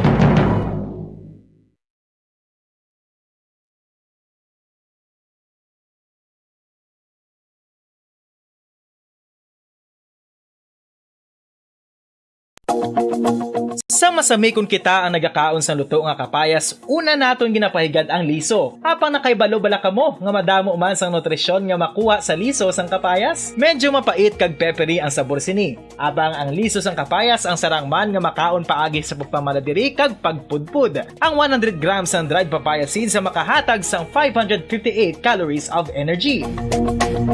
Ini ang manggaranon sa proteins, fats kag fiber. Nagaunod man ini sang vitamins kag minerals, kaangay sang iron, calcium, magnesium, phosphorus, zinc, kag madamo sang iban pa. Ang liso sang kapayas, ang manggaranon sa monounsaturated fatty acids like oleic acid. Nagaunod man ini sang polyphenols kag flavonoids nga mabaskog nga antioxidants.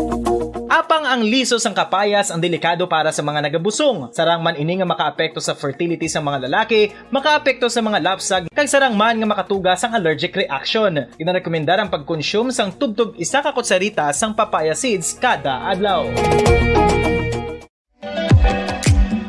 Mga kabombo, ilabilagid sa mga kababainhan. Kung ikaw magtulog, nagasuksok ka bala sang bra o kung wala. Madamo ang mababayi ang wala nagasuksok sang bra kung sila ang magtulog. Magluwas nga ini ang komportable para sa ila. Isa sa mga rason kung nga madamo ang wala nagasuksok sang bra kung magtulog, amo ang kahadlok nga makaangkon sang breast cancer. Kangawa nga hindi magdako kag mapunggan sini ang pagkupos sang dughan.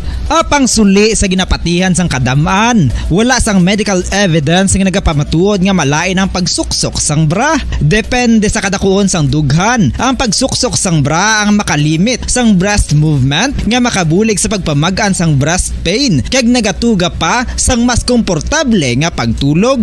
Bangod wala sang major benefits ang pagsuksok sang bra samtang nagakatulog, wala man ini sang major negative nga konsekwensya. Ang importante, matinlo kag masami ini nga ginalabhan agon nga malikawan ang mga skin issue tugasang balhas kag bacteria.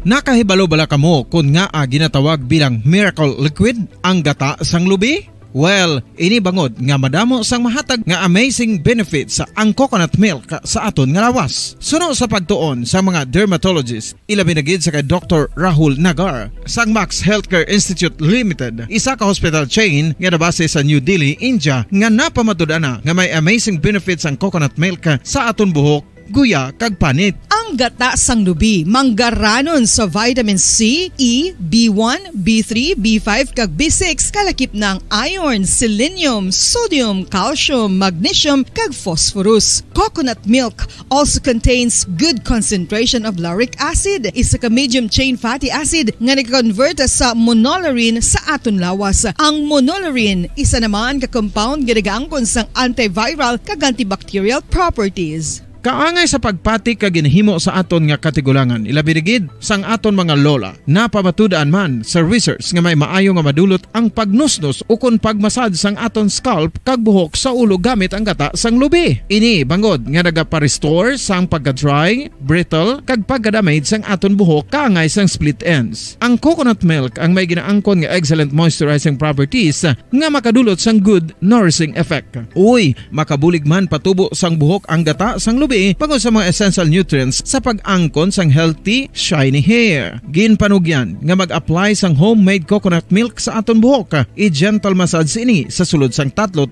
ka minutos kag padasunan sa pagbutang sang hot towel. Pagkatapos sang 20 minutos, shampoohan ini.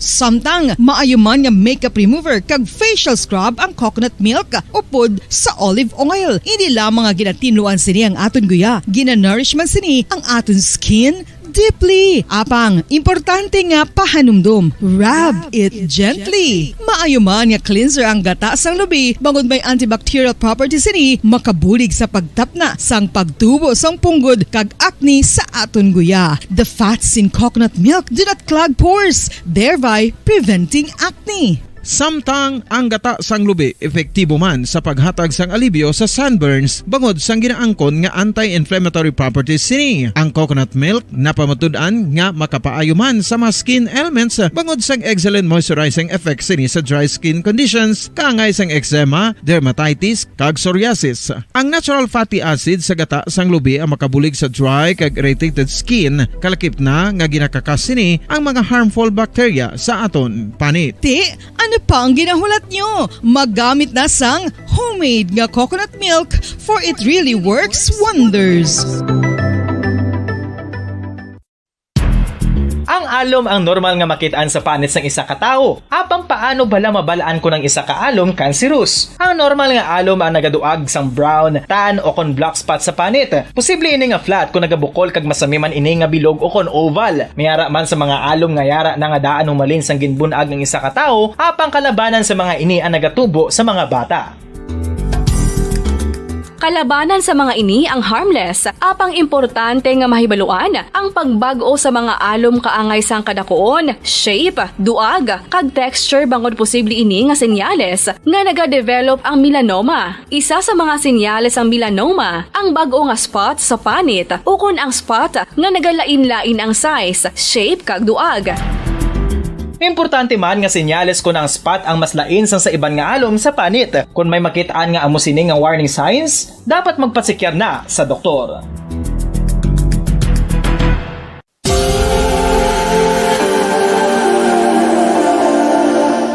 Diri sa syudad sang Bacolod ang sentro sang pagsimba, ilabi na gid sa mga tumuluo sang simbahan Romano-Katoliko, amo ang San Sebastian Cathedral nga yara na hamtang sa downtown area sang syudad. Nakahibalo bala kamo nga ang ini nga simbahan ang pinakauna nga gintukod sang tong 1825 o kon 197 katuig nang nakaligad sang isa ka pari nga taga Barcelona, Spain, si Father Julian Gonzaga, nga amo gid ang nag-envision sang pagtukod sang simbahan. Si Fray Gonzaga amo ang nangin ikaduha nga nagpungko bilang parish priest sang isa ka village o kun Minuro nga amo na karon ang capital nga Bacolod City. Ang ini nga Minuro gintawag sadto nga Sebastian de Magsungay o kun Pueblo de Sebastian sadtong 18th century nga amo ang ginsundan sa ngalan sang San Sebastian Cathedral kag bilang sunod sa nangin santo patron sini nga si Saint Sebastian. Sadto ang una kag original nga simbahan na human lamang sa kahoy kag galvanized iron roof apang sang pag-abot sang Abril 27 sadtong tuig 1876 o kun 146 katuig na ang nakaligad diri na gin-construct ang current structure o kun stone church sang San Sebastian Cathedral sa pagpamuno naman sang Spanish priest nga si Fray Mauricio Ferrero sang Order of the Augustinian Recollects. Si Bishop Mariano Cuartero sang Archdiocese sang Haro amo ang nag-consecrate sang simbahan sa bispera sang gabi sang kapiestahan ni Saint Sebastian sadtong January 19, 1882 tubtob 1885 sang gintukod naman ang duha ka mga tore sang lingganay sang cathedral. Ang makitan nga dako nga relo sa tunga sang San Sebastian Cathedral sa gwa nga bahin ang gindonar ni Don Luis de Luzuriaga nga ringin gobernador sadto sang Negros Occidental. The San Sebastian Cathedral is a late 19th century church in Bacolod, Negros Occidental in the Philippines. It is the seat of the Roman Catholic Diocese of Bacolod.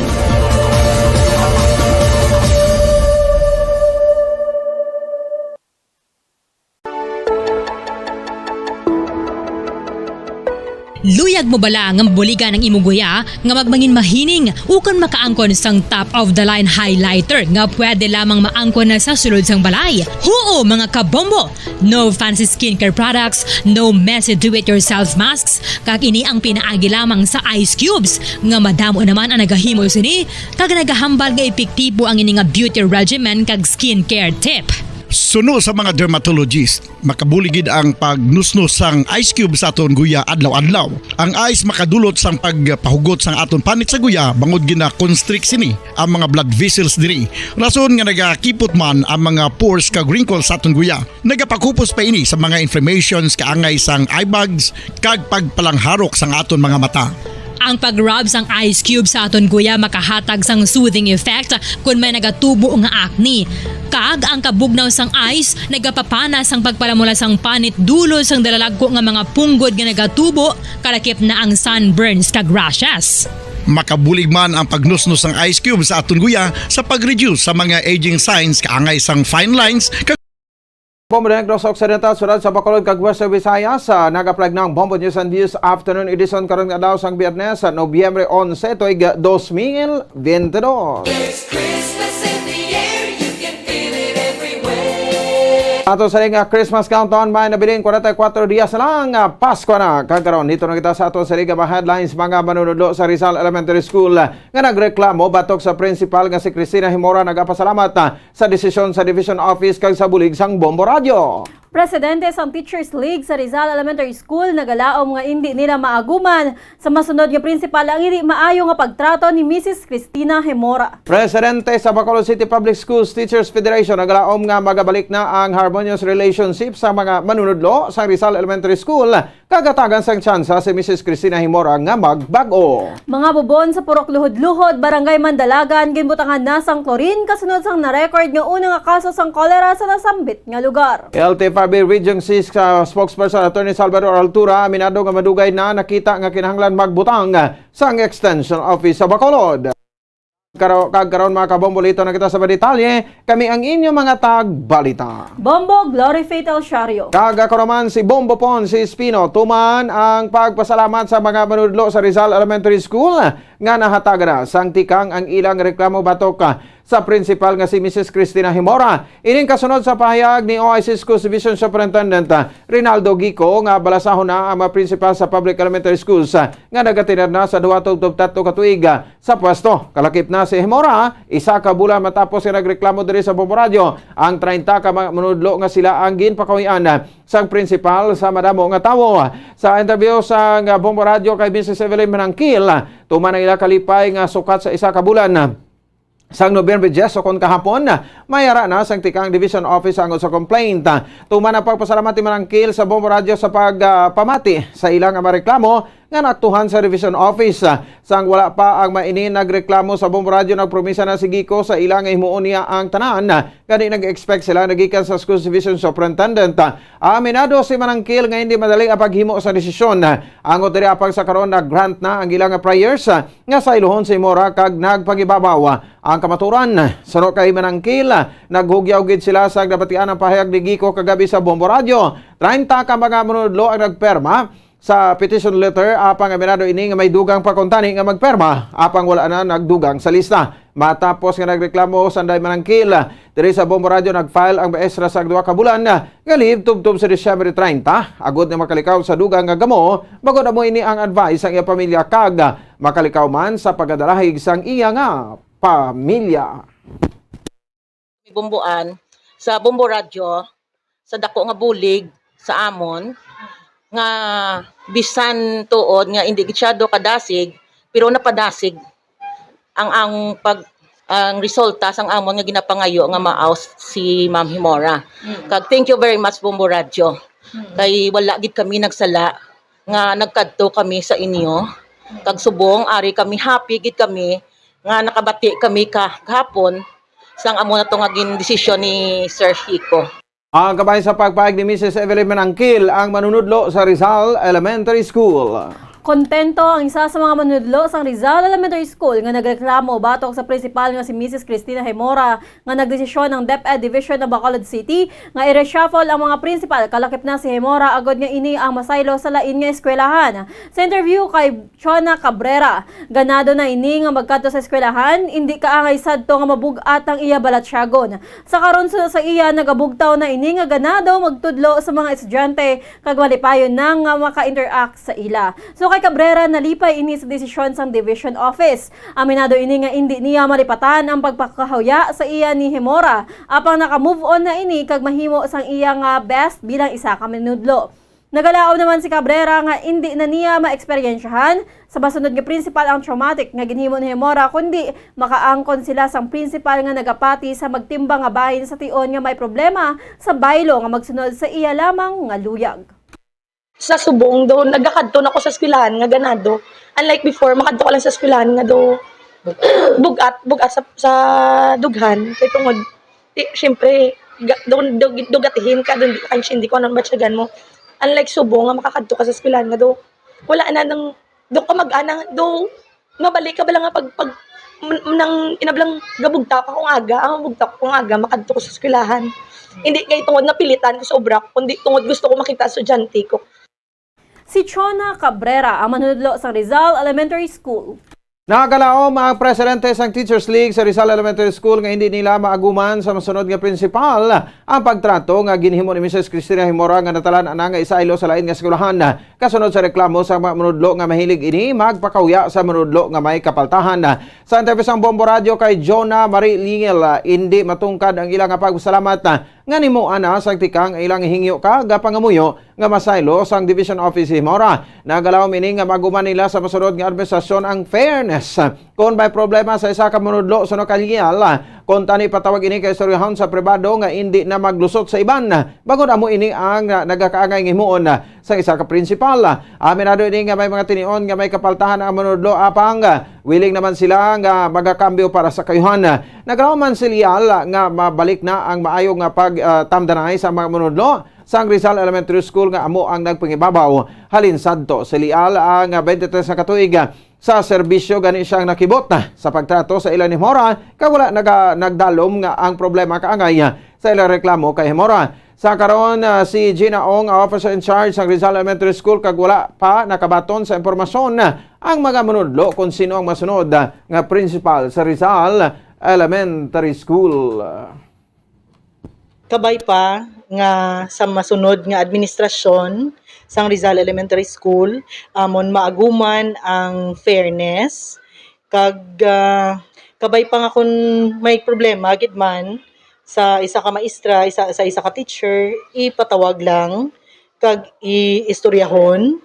Oo kay amo man lang gid na dapat ang tani ang dapat no para nga wala sang dako nga problema. Ang kabahin sa pagpahayag ni Jonah Marilial, presidente sang Teachers League sa Rizal Elementary School. Samtang nagalao man ang presidente sa Bacolod City Public School Teachers Federation nga magabalik naman ang harmonious relationship sa mga manunodlo sang Rizal Elementary School sa karon nga nasabat na ang ilang hingyo nga isaylo sa iban nga eskwelahan ang principal nga si Mrs. Cristina Hemora. Sa interview sa Bombo Radio kay Mr. Richard Hilangre nga amo man ang principal sa Bacolod City National High School, ginakabig nga isa sa dako kag kilala nga eskwelahan ang Rizal Elementary School sa syudad sang Bacolod. Ginalauman ni Hilangre nga magabalik ang tanan nga pag-insyedihanay. Ang pag-reshuffle sa mga principal suno kay Hilangre ang mangin isa ka pamaagi nga magsugod sila liwat sang pagbago. So kay Hilangre bilang isa ka principal, ginalantaw niya nga isa ka oportunidad ang pagbago sa mga principal sa mga buluthuan, amo man nga may pagbago sa leadership nga ginapangayo sa mga manunudlo. Gani iya ginapangayo nga magkaisa ang tanan sa pagtrabaho nga may makuha nga kaalam ang mga estudyante. So kay Hilangre nagakaangay nga hatagan sang tsansa si Hemora bangod kada tawo ang may kahigayunan nga magkambyo sang pamindatasan. Kabay pa nga makapanugod naman sila liwat sa pag-insyedihan ay dira. Maayo man opportunity maka-change sa sila dira sang leadership nga amo man ang ilang napangayo. So we hope sa dason they can work well with the new principal. Panugod naman pag-closure sa sinang issue, kag learning for the good of the students. We will give the chance to anybody. Track record din ang school nga nakaptan niya, naka-award kag naka-outstanding mo damo sa mga awards. Si Richard Hilangre ang presidente sa Bacolod City Public School Teachers Federation. Samtang sa ibang paginaton sa nga mabalita, butangan na sa kainas ang chlorine ang mga bubon sa Procludod sa Braga Bandalagan kasunod sa record nga una nga kaso sang cholera sa nasabit nga lugar. Sa tubis ang Bombo Radio kay Maria Vida Antepuesto, nurse ang Barangay City Health o sa Bacolod City Health Office, ilagin sekera ang purok kag nebulaan nga 11 ka mabubon ang ginagamit sa mga pumuluyo. Ganing ginpanagan kay na paghulog sa isa ka kilo nga chlorine nga may 70% nga solusyon nga tunawon sa malabaab nga tubig sa pagdisinfect sang mga bubon. Ginsiluan man ang mabubon kag butangan sang oras kung saan magamit sa liwat. Bangod sarang naman ini magamit makaligad ang 24 oras. Pahayag ni Antepuesto nga matapos ang disinfection magamit na ang tubig bilang panghugas sang pinggan, paglaba kag pag-flush sang banyo apang ang tubig nga para sa pagkaon ng kinahanglan gid nga purified. Ang purok lodlod ang gitagan man sa container nga nagikan sa Bacolod City Disaster Risk Reduction Management Office kag tubig nagikan sa basiwa samtang sarado pa ang bubon sa publiko. Subong bali mahulog sang chlorine sa ila nga mga bubon kay mostly di sa ila ang ginagamit nila is bubon. Pero today i-sealed na mo nang ila bubon nga para hindi na nila ani magamit for 24 hours. Ibutangan namon label kaghulugan sang chlorine para ma-disinfect. Na survey ko kahapon almost 11 guro ka bubon na ditanan sa kabilugan diri nga purok. Si Maria Vida Antepuesto ang nurse sa Bacolod City Health Office. Samtang sunod naman kay Jelly Shargan, residente sa nasabit nga Proca. Sa karon pa lamang may hitabo nga nag-experience ang pila ka mapuyo sa LBM kag nagpositibo sa cholera sa sulod sang pulo ka tuig nga gamit nila sang bubon. Apang mineral ang gamit ni Shargan kag sang bana sini sa pagtigang, paghugas kag pagkaon kon sa riin. Sila ang nagabakal sa duha ka container sa mineral sa isa ka semana para gamiton sa sulod balaya. Suno kay Shargan wala gid sila sa maayong nga nagamit kung nagagamit sang tubig sa bubon. Bagod na masami may yara sa nagapaligo nga nagagamit sang timba nga ginabalik ang tubig rason nga mahigko ini. Subong lang gid niya. Wala man ligan nga matibig wala man. Subong lang gid ni. Way kami kagamit sang bubon. Abali ang bubon na gamit sa nanang panglaba, pangbuhos sa CR, panghugas amo na. Pero sila nga itigang namon wala kami gagamit. Iti damo kami gagamit. Bali sa isa ka semana kaduwa kung magbakal. Mineral kay ginatigang namon kag kisa ginahugas sa mga sudan nila sa maligo sila daan dira gamit sila timba gabalik man gyapon ang tubig ko na. Si Jelly Shargan ang residente sa Procludod sa Barangay Mandalagan. Ginaplano sang barangay official sang barangay Mandalagan nga iduso sa barangay council ang emergency purchase sang chlorine nga iga-disinfect sa mga bubon sa ila barangay kasunod sang unang nga kaso sang cholera. Sa interview sang Bombo Radio kay barangay kagawad Paul Anive, naghatag ini sang abiso sa mga pumuluyo nga magkuha na sang pondo nga tubig para sa personal nga panggawi kaangay agod nga makabutang sang chlorine sa bubon. Naghingyo man si Anive sa Prime Water nga ma-deliver sang tubig sa Procludod kay ina sang udto bangod hindi magamit ang bubon sa sulod sang 24 oras. Suno kay Anieve, ang tubig sa bubon ang saranga magamit bilang inubunyag sang tanom, pang-flush sa comfort room kag panglaba apang hindi pa ini magamit bilang panghugas sa kitchen utensils. Hindi lang purok luhod-luhod ang ginayo sang barangay official nga mangin aware angot sa kolera kundi ang bilog nga Mandalagan. So kay Anieve, kung tani ipabilin sa mga pumuluyo ang katinlo kag husto nga disposal sang basura bangod ila nga talupangdan nga nagabalik ang tubig sa bubon bangod wala na semento ang palibot sini.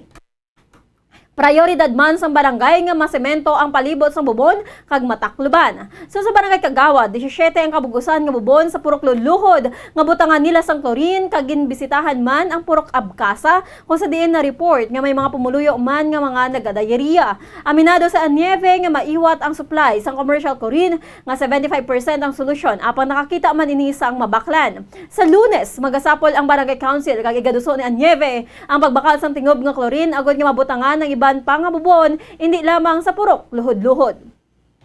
Sa Abkasa, kuno damyara man to mga cases, may mga bubon man to kuno. So, bilog na lang ni nga barangay Mandalagan. By Monday, guro maka-meeting kami sang upod ng mga councils, barangay council, sang Mandalagan. Di mayo ta na sila nga emergency purchase. Nga ilang mga isa na lang yung blaka sakong baklon para nga tanan-tanan matiyo, matagaan gitanan ho. Hindi lang bubon, pati yung mga artisan wells. Si Barangay Kagawad Paul Anieve, isang barangay Mandalagan, Bacolod City. Ginako ni LTFRB Region 6 spokesperson Attorney Salvador Altura nga barugay na nakita nga kinahanglan magbutang sa Extension Office sa Land Transportation, Franchising and Regulatory Board diri sa syudad. Sa talagdan nga tinuig sunod ka Altura may ginbutang Extension Office sa Bacolod apang wala ini nagdugay bangod. Limitado ang pundo para diri. Sunod ka Altura bisan nakita nga kinahanglan ang Extension Office diri sa syudad, hampered operation bangod sa kakulang sang pundo. Nagtingwa man ang LTFRB nga makapangita sang pundo para sa expenses sa mga personnel apang kinahanglan man ang budget para sa physical needs sang opisina kaangay sa maintenance. Nagtanyag naman ang Alamol sa apang on process pa ang pag-finalize ni kag nga palabot naman ang concern sa City Government sa Bacolod. Suno sa LTFRB Region 6 spokesperson nga hindi lang LTFRB Region 6 ang may kinahanglan o kung ang may kaangay nga problema kundi tanan nga rihon bangod wala ginatagan sa departamento sang pundo agud nga magbutang sa opisina sa iban nga mga rehiyon. Aminado sa Altura nga kinahanglan extension offices sa Western Visayas bangod may duwa ka highly urbanized cities sa Region 6 mayra sa lain-lain nga isla. Ginaloma naman ang congressional intervention agud nga makatukod sa extension office agud nga maka-allocate sang pundo ang national government para diriya. Nagalaom naman ini nga makabulig ang city government sa Bacolod sa ginaduso kag gina-welcome nila ang development nga ginaduso ini ni Congressman Greg Gasataya. We hope nga ang LGU sa Bacolod City will be there to help us along. So posible na si maayo inang information kay kung mahalin kay Congressman Gasataya butang balon na didto na sa Congress nga level ina ang ila deliberation. So kung pasado na sa committee, there's a big chance nga it will move forward from there. Okay. So, that is a very welcome information. Si LTFRB Region 6 spokesperson Attorney Salvador Altura. Kag sa katapusan nga balita, nag-apply na ang 8 ka mga police station sa Negros Occidental kag ang Investigation and Detection Management Unit sang Negros Occidental Police Provincial Office o NOCPO agud maka-issue sang police clearance. Sa interview sang Bombo Radio kay Police Lieutenant Judesas Catalogo, tagpamaba sang NOCPO ang 8 ka mga police station sa ginalakipan sang Cadiz, Sagay, San Carlos, Victoria, Sipalay, La Carlota, Talisay kag Kabangkalan. So diri ang Kabangkalan ang madugay na nga nag-issue sang police clearance apang liwat ini nga magaproseso agud ma-update ang ila status kag ma-upgrade ang mga services. So diri nagapadayon ang mga ini sa pag-comply sang requirements sa e-government kag ginaproseso pa ang collection process agud nahibaluan kung sino ang in charge sa payment. Samtang gina-checkar man ang internet connection sa nag-apply nga mga city police stations mangod ini ang tuman ka importante. Mamwalo ka station naton, ang mga city naton around Negros Occidental may 8. Ikaw siya mga aton nga provincial office nag-apply man ang aton nga investigation and detection management unit man ang aton investigation section applying for the accreditation to issue national police clearance. Ang kabahin sang pahayag ni NOCPO spokesperson Police Lieutenant Judesas Catalogo. Mga kabombo, oras sa Bombo Radio Bacolod Philippine Standard Time, 42 minutos na nakaligid sa taktik alas 5 sa hapon inyo nabatian ang kabugusan kapag balita sang Bombo News and Views. Afternoon edition karon nga adlaw sang Biyernes, petsa 11 sa bulan sa Nobyembre, tuig 2022. Kagkaroon sa ato sa ring Christmas Countdown. There's Christmas in the air, you can feel it everywhere. May 44 dias ang nabilin na Pasko na. Kami ang inyo mga tagbalita. Bombo Glory Faith El Shario. Kagakaroman si Bombo Pon, si Espino. Nagpasalamat sa upo na pagpumati para sa pambansang radyo ng Pilipinas. Consistent overall, number 1 sa Bacolod. Pasta Radyo. Bombo! Kag sa aton saring constant by na sa masunod nga palatuntunan ang Bombo Report sa afternoon edition po sa kay Bombo Gracelyn Lobaton. Sa aton saring Bombo News Analysis naging basa ni Bombo Daniel Lecciones may Tigano, Iloilo versus Bacolod. Ang pagka-progresibo sa Iloilo hindi mahimutig. Kung sa syudad sang Bacolod ini ang ipaanggid, dako man abi nga pundo ang ginbubo ni Senador Drilon. Kung ikumparar sa mga pundo nga nagalabot sa aton. Pero apisar sinitanan, Bacolod ang naggatinguha man. Bisan pa paano may makita man nga kuswagan, natigayon man nga mapatahom ang dalan, ginkaayo ang mga tamburong, agud magulan, hindi kita mabahaan. Apang siningkaron lang daw kaangay nga kita ang ginpakawian. Sang syudad sang Iloilo, ila alkalde nagbuya sang tinaga nga makahang. Kay hindi niya kuno mabaton ang hambal ni Mayor Albi, Iloilo nalapawan na kuno naton ini. Gani yagin siling nga sa diin nga aspito na labawan, kay sa bilog nga Western Visayas, sila man ang number 1. Base kuno naglabaw sa pakusog sang hangin. Daw kaangay nga mahangin ang bakulod noon kung siya ang magsiling. Bagay nga wala ginpatulan ni Mayor Albi sa social media nagpagwas ang statement para diri. Mayor Triñas iya gindayaw kay idol niya kuno ini. Sa kaubinon kag sa kagwapuhon lang sang mayor naglabaw base. Kumayara mabaskog nga hangin nga nagadapya, ina ang padulong sa emirswagon nga ekonomiya. Amo lang ini ang payag sang aton alkalde kag ang payag ni Triñas nagkambyo sang hinali. Ang ini nga pangunahuna pananawan ginpadala ni Erwin Trinidad sang barangay Sumag, Bacolod City. Ang coconut milk o kon gata ang ma-extract gikan sa unod sang lahing sang lubi. Ini ang madugay na nga ginagamit bilang ingredient sa mga dessert, soups kag sauces. Kung ikaw ang nagabatsyag sang bone o kon joint pain, maayo para sa imo ang diet nga manggaranon sa gata. Ang gata ang sara makabulig sa pagpanubo sang bugat. Ini ang manggaranon sa short kag medium chain triglycerides nga ginakonsiderar healthy fats.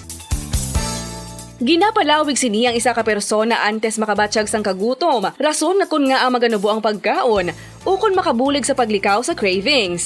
Ini ang makakonvent man sa energy, suli sa mga longer chain fatty acids, nga kun magdamo sa lawas ang makatuga sang obesity.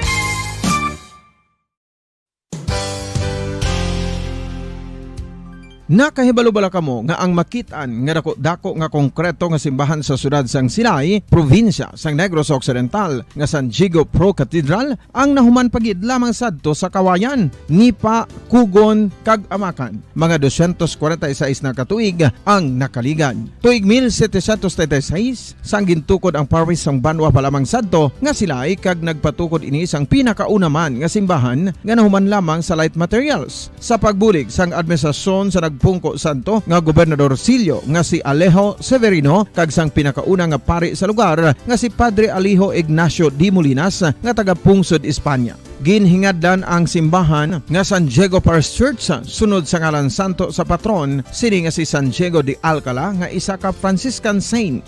Tuig 1841 sangang isa naman ka parish priest nga si Father Eusebio Locsin ang nag-initiate nga bagatukod sang mas permanente nga simbahan nga nahuman sa bato kag kahoy. Ginsuguran ini sa pagpasanyog sang atop ang galvanized iron kag iban pa nga parte sang simbahan. Apang sang nag-ibwal ang revolusyon sa tong Nobyembre 5, 1898, wala ini natapos kag nauntat. Tuig 1925 na sang ang manggaranon nga silay noon kag sugar baron nga si Don Jose R. Ledesma ang nagdonar sang dako nga kwarta sa pagtukod sang dako kag bag-o nga simbahan. Ang Italian architect nga si Lucio Bernasconi amo ang nagdisenyo sang bag-o nga simbahan kag sang ulihi ginhimo pa niya ini nga modelo sang pagbalik na niya sa Italia. 1927 sang nakompleto tukod ang simbahan nga may twin bell towers base sa Romanista o kon Renaissance nga disenyo. Disyembre 25, 1974 sang ang sadto obispo sang Diocese sa Bacolod nga si Monsignor Camilo Gregorio ang nagdeklarar bilang pro-cathedral, rason kun nga ginatawag na ini sa karon nga San Diego Pro-Cathedral, the only Catholic church to be declared as pro-cathedral in the Philippines.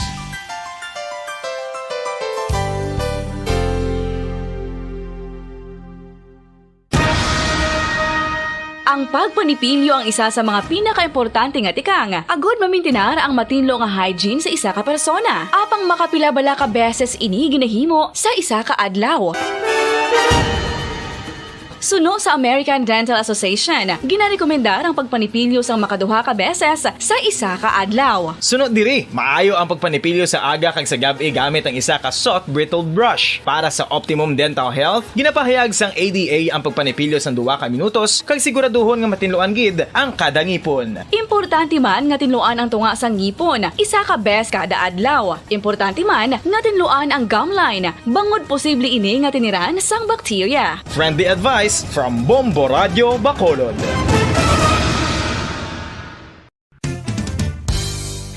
Ang 2022 FIFA World Cup natalana sa Nobyembre 21 tubtob Disyembre 18, 2022. 32 tanan ka mga teams gikan sa nakalinlain nga mga kapungsuran sa bugos nga kalibutan ang magapaindis-indis agud amo ang makakuha sang FIFA World Cup trophy nga nahuman sa Bulawan kag ginakabig bilang one of the most expensive trophies in sporting history. Nga sa karon nagabalor sang 20 milyones dolyares. Sa maragtas ang sini nga hinampang, ang Brazil National Football Team amo ang may pinakadamo nga kampyonato nga nagdangat na karon sa 5. Samtang ang France amo ang most recent champion sa giniwat nga 2018 FIFA World Cup nga giniwat naman sa Russia. Ang vitamin D mayira sang madamo nga papel sa aton lawas. Essential ini sa pag-angkon sang good health. Ang mayor nga papel sang vitamin D amo ang pagsugo sa mga cell sa aton gut o kuntyan agud mag-absorb sang calcium kag phosphorus. Ang duha ka mga minerals nga importante sa pagpabilin nga makusog kag healthy ang aton nga Oras sa Bombo Radyo Bacolod Philippine Standard Time. 49 minutos nang nakaligad sa takna sang alas 5 sang hapon. Mayong hapon, alin na kita sa PETSA sang November 11, 2022. Kag sa atong nga Christmas countdown.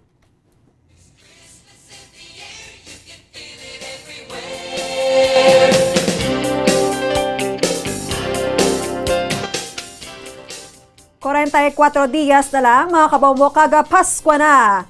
Welcome na sa aton nga patuntunan sa Bombo Report sa afternoon edition. Kaupo ninyo si Bombo Grace Nabaton kaga pila ka mga balita aton nga tutukan sa nga hapon sa pagbalik lamang sa inyo nga pagpangalagad. Ang coconut milk o kon gata ang ma-extract gikan sa unod sang lahing sang lubi. Ini ang madugay na nga ginagamit bilang ingredient sa mga dessert, soups kag sauces. Kung ikaw ang nagabatsyag sang bone o kon joint pain, maayo para sa imo ang diet nga manggaranon sa gata. Ang gata ang sara makabulig sa pagpanubo sang bugat. Ini ang manggaranon sa short kag medium chain triglycerides nga ginakonsiderar healthy fats. Ginapalawig sini ang isa ka persona antes makabatsyag sang kagutom. Rason na kun nga ang maganubo ang pagkaon o kun makabulig sa paglikaw sa cravings. Ini ang makakonvent man sa energy, suli sa mga longer chain fatty acids, nga kun magdamo sa lawas ang makatuga sang obesity.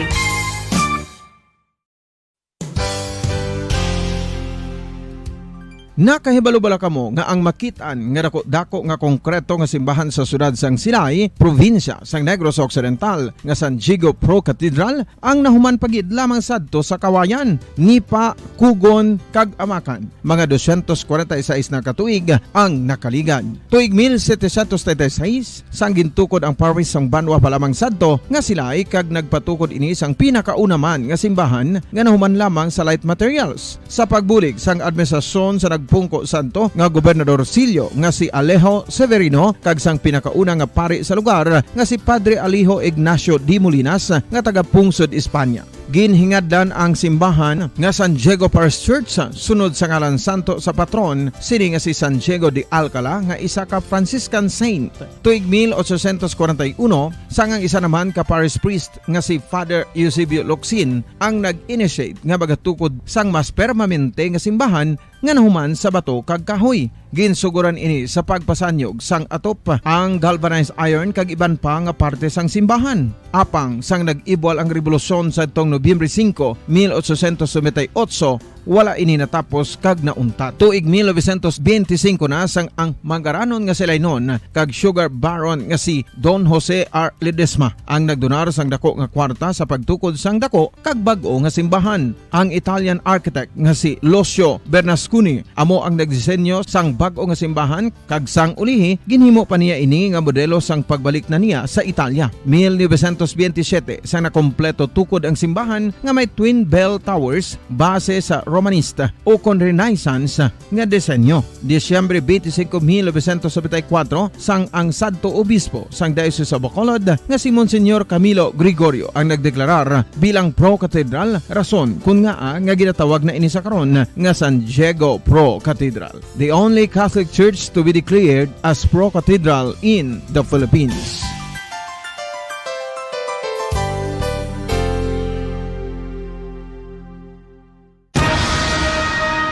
Ang pagpanipilyo ang isa sa mga pinaka-importante nga tikang. Agod mamintinar ang matinlo nga hygiene sa isa ka persona. Apang makapila-bala ka beses ini ginahimo sa isa ka adlaw.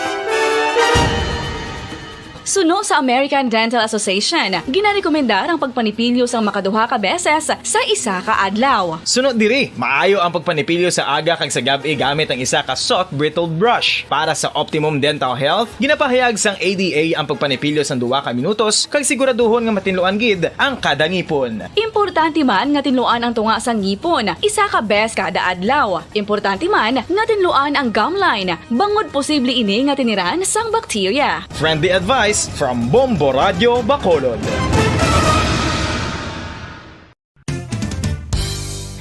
Ang 2022 FIFA World Cup natalana sa Nobyembre 21 tubtob Disyembre 18, 2022. 32 tanan ka mga teams gikan sa nakalinlain nga mga kapungsuran sa bugos nga kalibutan ang magapaindis-indis agud mo ang makakuha sang FIFA World Cup trophy nga nahuman sa Bulawan kag ginakabig bilang one of the most expensive trophies in sporting history. Nga sa karon nagabalor sang 20 milyones dolyares. Sa baragta sang sini nga hinampang, ang Brazil National Football Team amo ang may pinakadamo nga kampyonato nga nagdaang at nakaroon sa 5. Samtang ang France amo ang most recent champion sa giniwat nga 2018 FIFA World Cup nga giniwat naman sa Russia.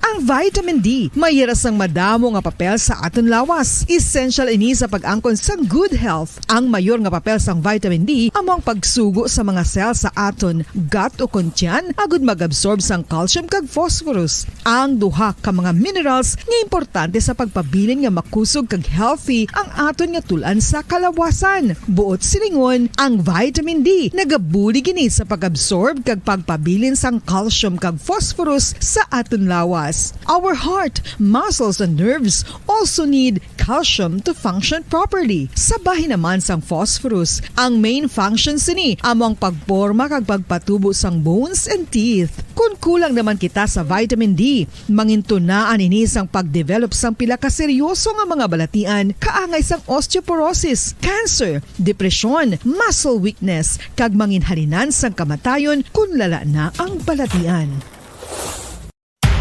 Makapila ka beses kung magpangapisa sa kadlaw, maghinay-hinay lang sa pag-inom sang kape bagod may ara ini sang ini maayo nga epekto sa lawas. Apang paano bala may buruan kung masobrahan na kita sa kape. Nahibaluan nga ang 400 mg sang caffeine o kung kapin-4 katasa sang brewed coffee sa isa ka adlaw ang makabig pa nga safe para sa pila ka mga healthy adults. Apang, dapat naman ini nga haganaganon kung makabatyag na sa mga sintomas nga nagapahibalo nga nasubrahan ka na sa kape. Ini ang ginalakipan sang pagsakit sang ulo, hindi makatulog, anxiety, kag masami nga ginanerbiyos, kalakip na ang paglingin sang ulo, pagka-iritable, masami nga pagpangihi, pagpalangurog sang unod, kag pagdasig sang kuba-kuba sang dughan. Gani mga kabombo, hagan-hagan lang sa kape.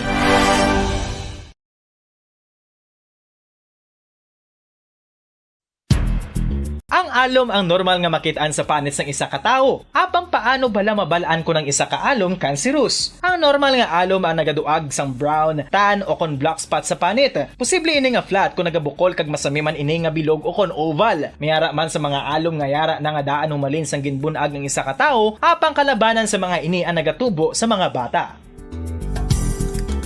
Kalabanan sa mga ini ang harmless, apang importante nga mahibal. Sa atong patutunan na mga kabombo, 3 minutos na lang ang nabilin kag magadangat na kita sa takna sang lasay sang gabi. Makaupod ta na ang Bombo Network News. Samtang pila ka mga balitang aton nga dapat tutukan. President Marcos kag President Xi Jinping magkit-anay sa January 2023. Ini matabo sa January 3, 5 or 6 no sa state visit ni President Bongbong Marcos. Samtang ang peso ang nagabato sa dolyar, may aranas ang exchange rate today kag halin sa 58.19 or 58 pesos 0.19 centavos. Magahimo siya or naghimo na siya sa 57 pesos and 23 centavos. Sa balita lokal, bantayan karon ang update sa nagluntad nga aksidente dito sa Banwasang Calatrava kung sa diin 3 ang patay kag wala pa makilalaan sa 37 tanan ka mga pasahero nakasakay sa isa ka jeep dito sa Banwasang Calatrava. Ito na bantayan, no? Kag maghatag kita sa pila ka mga pahanumdum para pagbalik ta. Standby sa aton nga Bonbon Network News. Ang fertilized duck egg ang ginakonsiderar nga delicacy hindi lang sa Pilipinas kundi amuman sa iban nga Southeast Asian countries kaangay sa Vietnam kag Cambodia kung sa diin ang pangalan sini ang nagikan sa Tagalog phrase nga balot sa puti o kon wrapped in white. Madamo sa aton ang mahuyugon og bakal sini sa mga dalanon apang ano bala ang makuha nga benepisyo gikan sa balot. Santo sa SF Gate, ang itlog nga balot ang apisar barato. Ini ang maayo nga source sa sang protein. Ini ang puno sang vitamin C kag beta-carotene. Nga parehas mabasko nga antioxidants nga makabulig sa pagtinlo sang free radicals gikan sa mga bloodstream. Kasubong man nagapabaskog sang immune system. Kung ang ampang basketball amo ang mas ginakakunyagan naton nga mga Pilipino, apang salos tanan nga parte sang kalibutan, ang nagapanguna o kon most popular sports in the world, amo ang football better known as soccer sa US kag Canada. Sunod sa latest world statistics sa sini nga tuig 2022, ang football amo ang nagapanguna ilabi na gid sa Europa nga nagadagat sa masubra 4 billion followers. May kantanan sa football, isa sa ginahulat sa mga football or soccer enthusiasts worldwide, amo ang FIFA World Cup. Sa ika-22 ka tuig sini nga paghiwat bilang quadrennial international men's football. Ang pungsod Qatar sa Western Asia amo ang venue, the first World Cup ever to be held in the Arab world. Ang magpainit-init sa silaksang adlaw sa aga ang makadulot sa kayuhan sang aton ikaayong lawas. Suno sa madugay na nga pagtuon sa mga researchers worldwide, kalakip na diri ang American Academic Medical Center nga Mayo Clinic. Ila na pamatudan nga ang sun o kung si Haring Adlaw amugid ang best source sang vitamin D. There's good reason why vitamin D is called the sunshine vitamin. Ang pamangkot, paano ang proseso sa pag-angkon sang aton lawas sang vitamin D? Well, ang process nagasugod sa tion nga exposed ang aton panit sa sunlight dili na kag mahimo ang vitamin D gikan sa cholesterol sa aton lawas. Ang ultraviolet o kon UVB rays nga yara sa silak sang adlaw magaigo ini sa cholesterol sa aton skin cells, providing the energy for vitamin D synthesis to occur. Magluwas sa baboy, baka kag manok, may isa ka karne nga sara nga mahimo alternatibo nga iserbe sa lamesa sa mga Pinoy kag ini ang rabbit meat o kon karne sang kuneho. Suno sa ang gabi Pilipinas, sa numang oras sa buong mundo, narito ang Bombo Network News Evening Edition. Ngayong araw ay Biyernes, Nobyembre 11, taong 2022. Sa ating Christmas countdown, 44 days to go bago ang Pasko. Sa ulo ng ating mga balita, abay, taas sa presyo sa gasolina at kerosina, asa na naman sunod na linggo habang kakarampot naman na rollback sa presyo ng krudo. Si Pangulong Bongbong Marcos Jr. naman tinanggap ang imbitasyon ni Chinese President Xi Jinping na bumisita sa China sa buwan ng Enero. Nakatakda ring muling bumisita sa Amerika sa susunod na taon. Samantala naman, controversial na suspendidong si Bureau of Corrections Chief Gerald Bantac, hindi umano nagtatago, lalantad din daw sa tamang panahon. Mga aligasyon naman ni Gerald Bantag laban kay Secretary Remulla pinapaimbisigahan na sa Department of Justice at National Bureau of Investigation. Yung presyuhan po ng prutas, asahan pa rin na mas tataas ngayong papalapit na raw ang Christmas season. Ang Securities and Exchange Commission pinalawak pa ang kampanya para yan sa paglaban sa Ponzi at pyramiding scheme, kasabayan ng pagdaraos ng Investor Protection Week. Sa atin namang international news, ang ASEAN pinagtibay na rin ang pagiging bagong miyembro nila ng bansang East Timor sa ginaganap na ASEAN Summit kung saan dumadalo doon ang Pangulong Marcos Jr. At sa ating sports balita, international bowling legend Rafael Paeng Nepomuceno wagi ng gintong medalya sa Asian Senior Bowling Championship doon sa Malaysia. At live nationwide, worldwide via satellite mula sa Bombo News Center Makati at ngayon sa detalye ng ating mga balita. Mga kabombo ka Star Nation, asahan na naman ang taas at baba sa presyo naman ng mga produktong gasolina at kerosina sa susunod na linggo. Habang kakarampot naman sa rollback daw sa presyo ng krudo, kung saan sa gasolina daw, meron dito na pagtaas ng aabot sa 91 sentimos kada litro. Habang rollback naman ang asahan daw dito naman sa kerosina, kung saan nga meron pa rin pagtaas sa kerosina, naaabot naman sa piso at 38 sentimos yung price hike sa kada litro ng kerosina. Habang sa diesel naman ay merong rollback na kakarampot lamang na 28 sentimos sa kada litro. Pero posible pang magbago ito ngayon hanggang sa darating naman na weekend.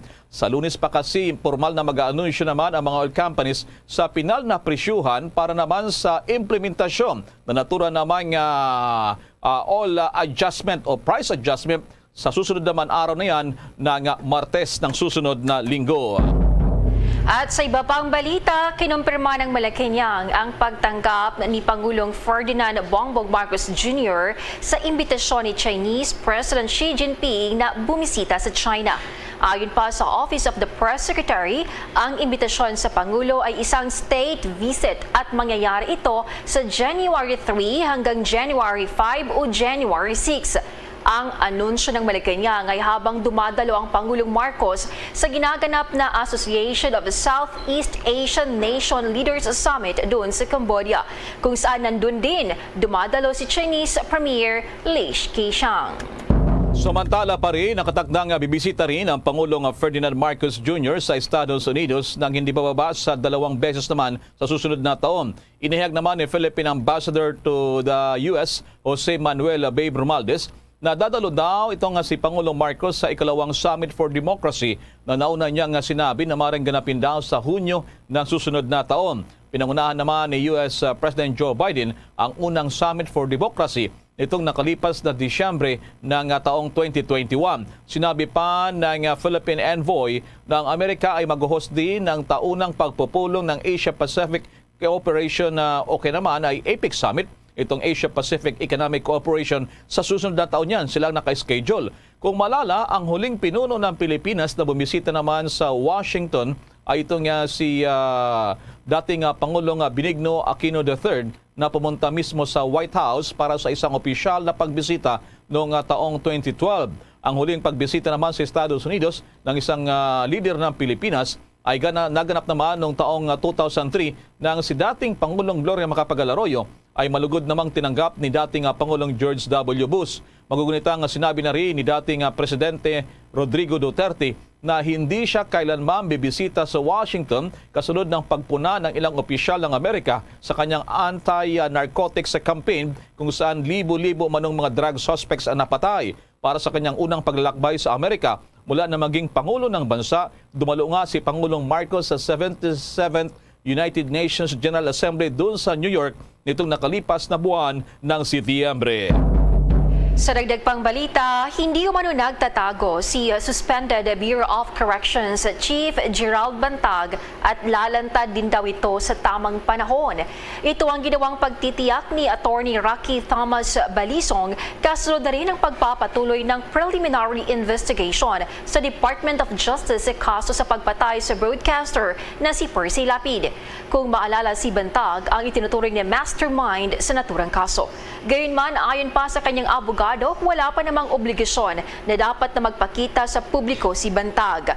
Minaliit din ni Attorney Balisong ang inihaing kaso laban sa kanyang kliyente dahil akusasyon pa lamang daw ito at hindi ibig sabihin na guilty na si Bantag sa murder kay Percy Lapid. Samantala sa kaugnay pa ring balita, sang-ayon naman ang kasalukuyang officer in charge ng Bureau of Corrections na si dating EFP Chief na si Katapang. Kaugnay po naman sa naging pahayag ng Pangulong Marcos na mistulan naghari-harian umano itong si Gerald Bantag nung siya pang namumuno ng Bureau of Corrections. May follow pa niyan si Bombo Marlene Padiernos. Sang-ayon si Bureau of Corrections Officer in Charge Gregorio Catapang Jr. sa naging pahayag ni Pangulong Ferdinand Bongbong Marcos Jr. na tila nagtayo na ng isang kaharian si dating Bucor Chief Director General Gerald Bantag sa loob ng New Bilibid Prison. Ito nga ay matapos na matuklasan ng mga otoridad ang maraming irregularidad na nangyayari sa loob ng nasabing kulungan. Sa eksklusibong panayam ng Bombo Radio Philippines ay sinabi ni Katapang na simula noong pamahalaan ni Bantag ang Bureau of Corrections ay na low moral na ang mga orihinal na tauhan dito. Lahat kasi anya ng personnel doon ay pinalitan ni Bantag ng kanyang mga tauhan mula sa Bureau of Jail Management and Penology, kaya lahat ng posisyon sa Bucor ay hawak nila. Ito ang dahilan kung bakit wala ng check and balance na nagaganap sa loob ng Bilibid, kaya madaling nakakapasok ang mga illegal na kontrabando dito na nasabat naman ng mga otoridad kamakailan lang, kabilang na ang sangkaterbang alak, cellphone, laptop, illegal na droga at marami pang iba. I support the statement of the President. Kasi nga ang inupo niya lahat ng mga key position dito, no? Panay BJMP. Renoting niya ng 2 years yung mga tao dito na tiga Bucor. Nalomoral yung mga tiga Bucor. And then yung nga, sila lahat ng posisyon na yan, kung anong desisyon nila, hawak na nila. Walang say yung mga tao dito na tiga Bucor. Marami pa. In due time, we can substantiate that statement of the President. Kaya nga wala ng checks and balance eh. Kontrolado nila lahat simula sa pagpasok, paglabas ng mga gamit dito o tao dito o mga pagkain, inumin, lahat, control nila. So wala nang checks and balance. So yun ang problema kasi dahil nga sila yung naka-occupy ng key position, they can dictate whatever. Marami pa akong ilalabas. I just have to substantiate it. No? In fact, ngayon meron dito ngayon gusto mag-testify. Sabi niya, sir, ako magte-testify. Pinagsasaksak ako dito nung hindi nagustuhan yung aking inasta. Pero I will not name the officer. In due time, i-announce natin. I-document muna natin. So, naapi dito yung mga tiga Bucor at naapi din yung mga tao na inmates dito o PDLs dito sa Bucor. Kaya gusto nila ng pagbabago. Kung maalala, binweltahan na rin ni Katapang si Bantag matapos na akusahan nito ang Marcos administration hinggil pa rin sa kaso ng pagpatay kay Percy Lapid, isang krimen na siya ay nadawit. Una na kasing pinaratangan ni Bantag ang kasalukuyang administrasyon na sineset up umano siya nito para sa layuning palitan ang lahat ng mga tauhan sa Bureau of Corrections ng mga tauhan naman ng Marcos administration. Para sa Bombo Network News, ako po si Bombo Marlene Padiernos, nag-uulat para sa Pambansang Radyo ng Pilipinas, Basta Radio, Bombo! Samantala naman, humingi ng tulong si Bureau of Corrections Acting Director General Gregorio Catapang Jr. sa Department of Environment and Natural Resources kaugnay sa kanilang ginawang investigasyon sa tunnel sa loob ng New Bilibid Prison. Ayon pa kay Catapang, hindi sila eksperto kaugnay sa illegal quarrying kung kaya't humingi sila ng tulong sa nasabing kagawaran. Hindi masabi ng opisyal sa ngayon kung ginamit ang tunnel para makatakas o makapuslit na mga kontrabando ang mga preso. Ang butas ay nasa 200 meters ang lapad at 30 meters naman ang lalim. Dagdag pa niya na ang tunnel ay matatagpuan malapit sa Director's Quarters na siyang opisyal na tirahan ng Prisons Bureau Chief. Ang DNR din anya hindi nagbigay ng permit para sa excavation project. Nadiskubre ang tunnel ilang araw matapos isuko ng mga Bilibid inmates ang humigit kumulang 12,000 kontrabando, kabilang na ang mga illegal na droga, cellphone, armas at mga alak.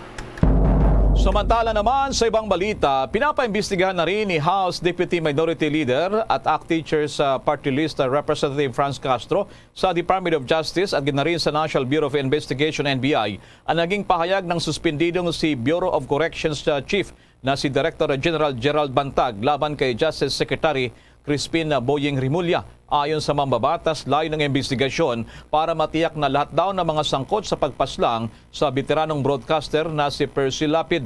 Diin pa ng mababatas, hindi dapat magbulag-bulagan daw ang Department of Justice at NBI sa expose naman nitong dating opisyal na si Bantag dyan sa Bureau of Corrections. Ang punto pa na naturang lawmaker, yung pagtuturuan daw sa isa't isa at ang pagpapakita kung sino ang mas malakas sa kapangyarihan dahil sa hindi ito makakapagbigay ng hustisya sa pamilya na nasawing broadcaster. Anya dapat lahat daw ng anggulo sa pagpaslang kaya Percy Lapid ay dapat na maimbestigahan. Hinimok din ng kongresista sa Kamara bigyang pansin ang kanilang inihaing House Resolution number 468 na simula na ang investigasyon sa pagkamatay naman ni Lapid.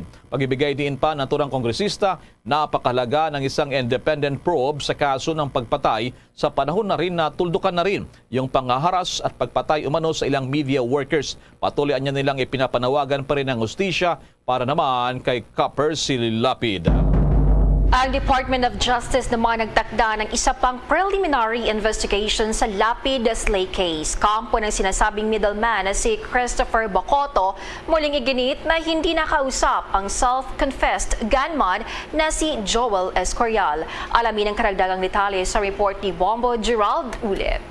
Naniniwala ang kampo ng napaslang na broadcaster na si Percy Lapid na mas marami pa ang isasagawang preliminary investigation sa kaso matapos lumutang ang ilang personalidad na isinasangkot sa kaso. Sa eksklusibong panayam ng Bombo Radio Philippines kay Attorney Danilo Pelagio, sinabi nitong dahil sa naglutangang mga dokumento at ebidensya ay siguradong tatagal pa ang investigasyon. Ito rin ang tugon ni Attorney Salvador Quimpo sa pagtatanong ng Bombo Radio sa isinagawang preliminary investigation kaninang umaga. Dahil according kay Joel Escorial, siya raw ang kumausap sa kanya. No? Even for the payment, siya raw.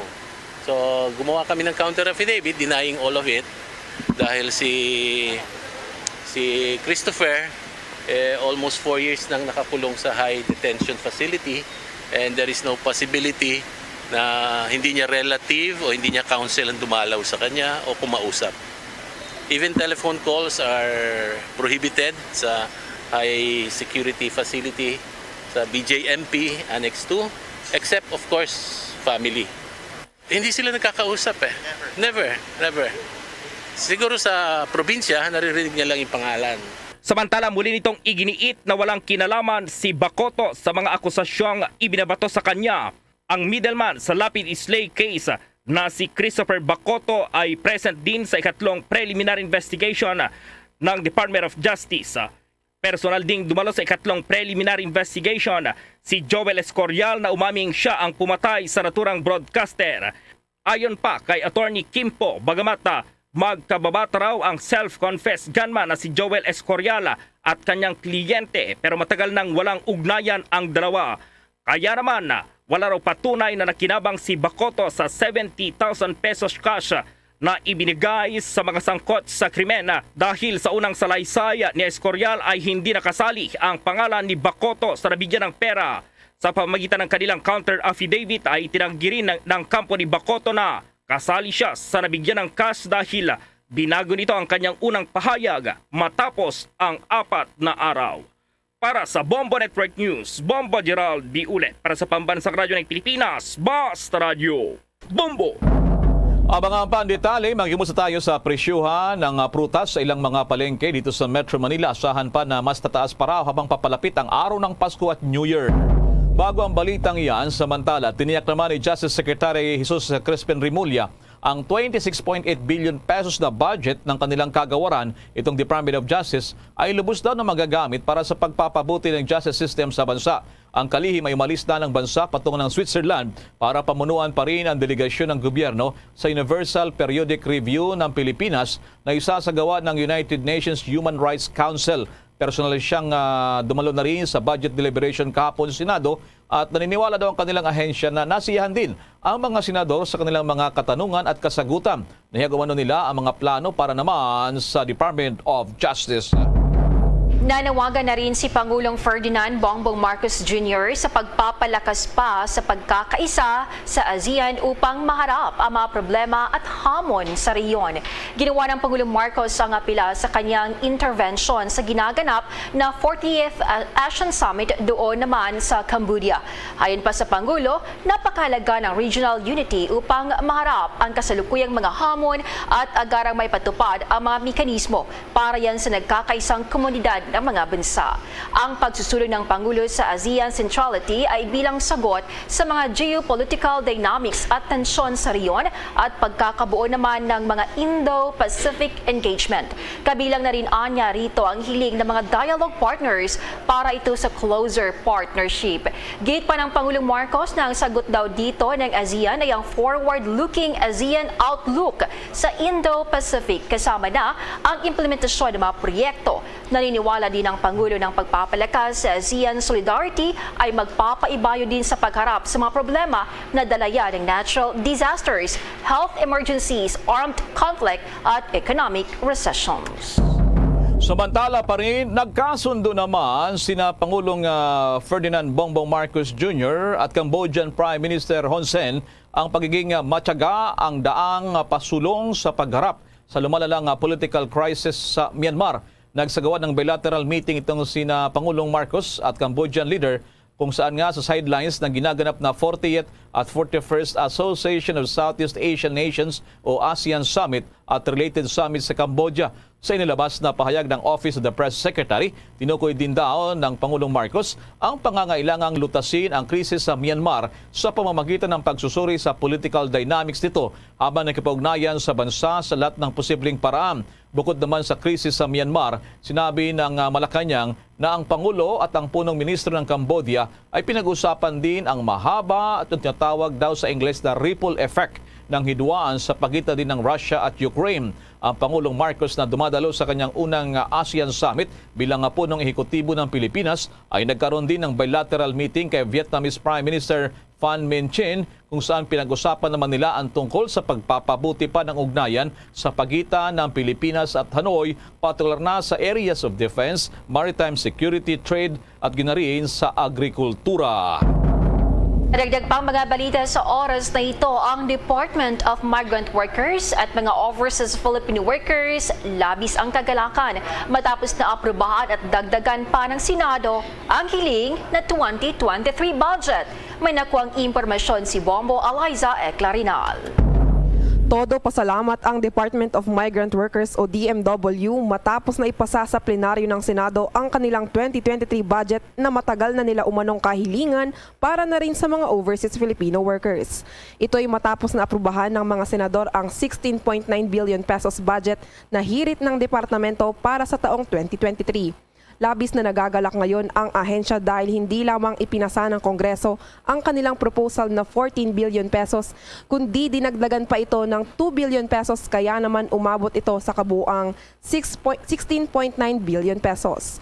Ayon kay Senate Defender Joel Villanueva, kahit siya ay nasa posisyon, walang alinlangan niyang inilatag ang kanyang suporta para sa nasabing budget kung saan ito ay isang malaking tugon para sa hinaing ng mga overseas Filipino workers.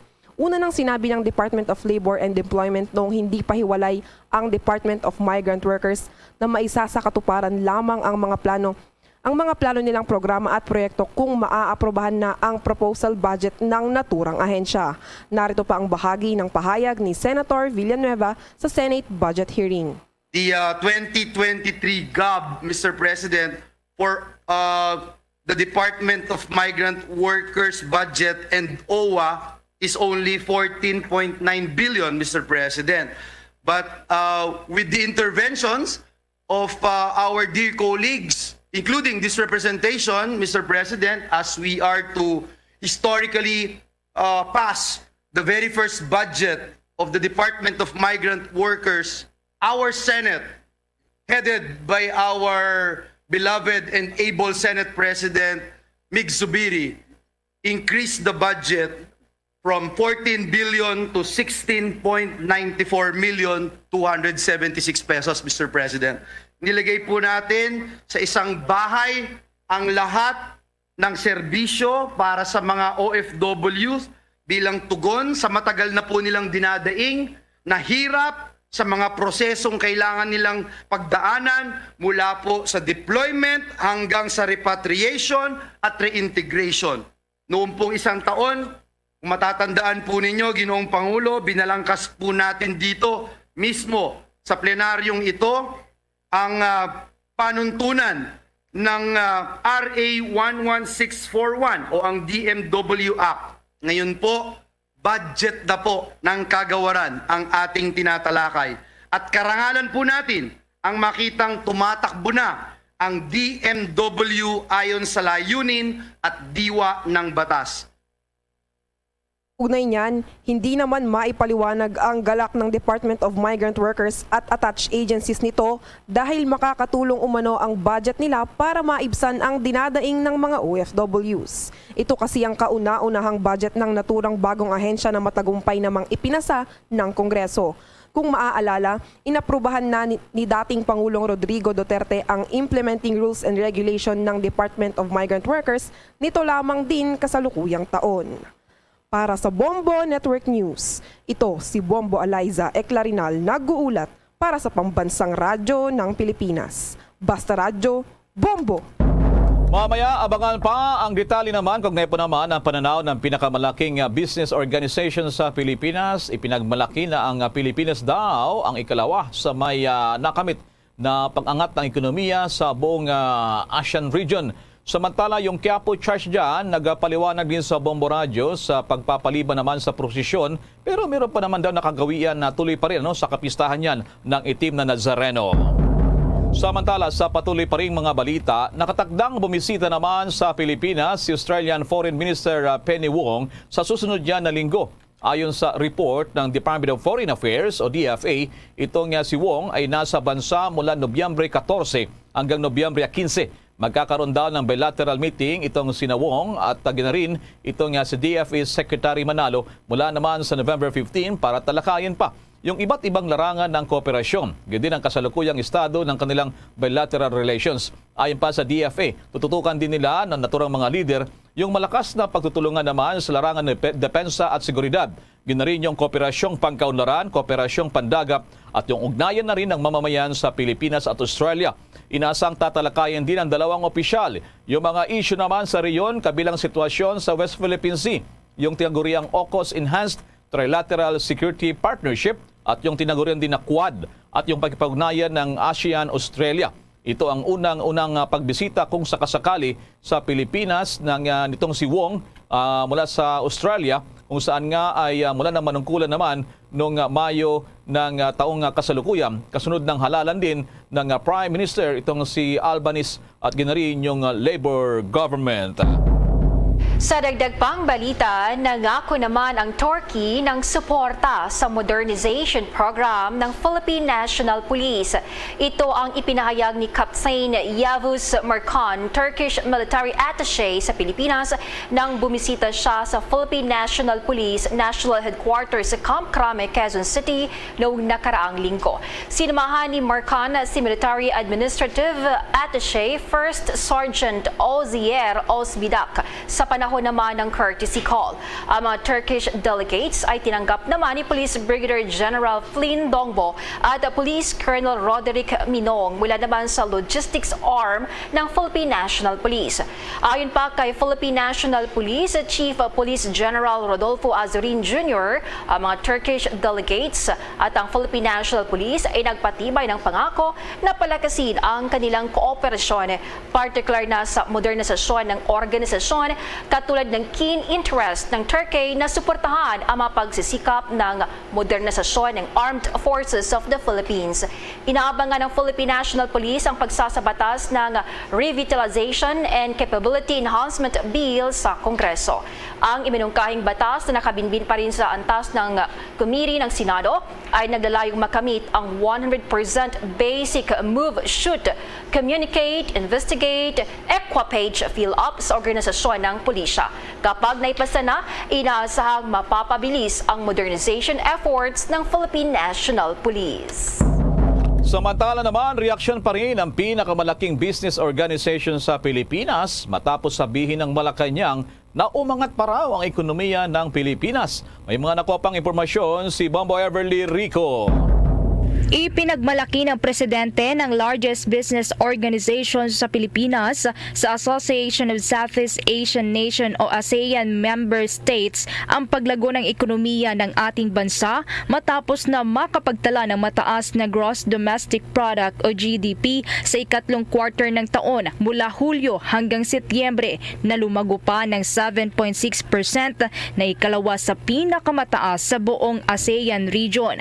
Sinundan nito ang Vietnam na mayroong 13.7% gross domestic product.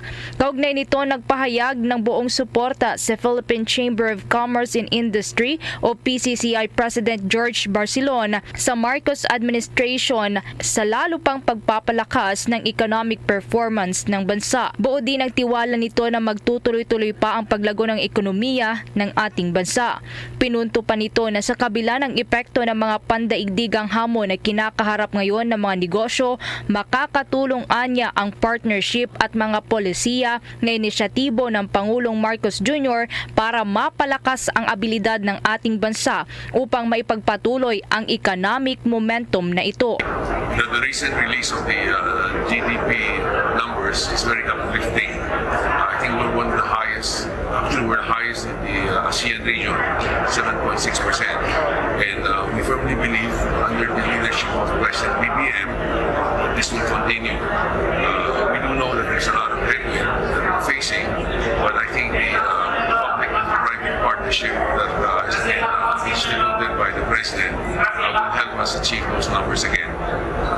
So we're very positive and we are in full support of the short-term and the long-term plans of this administration.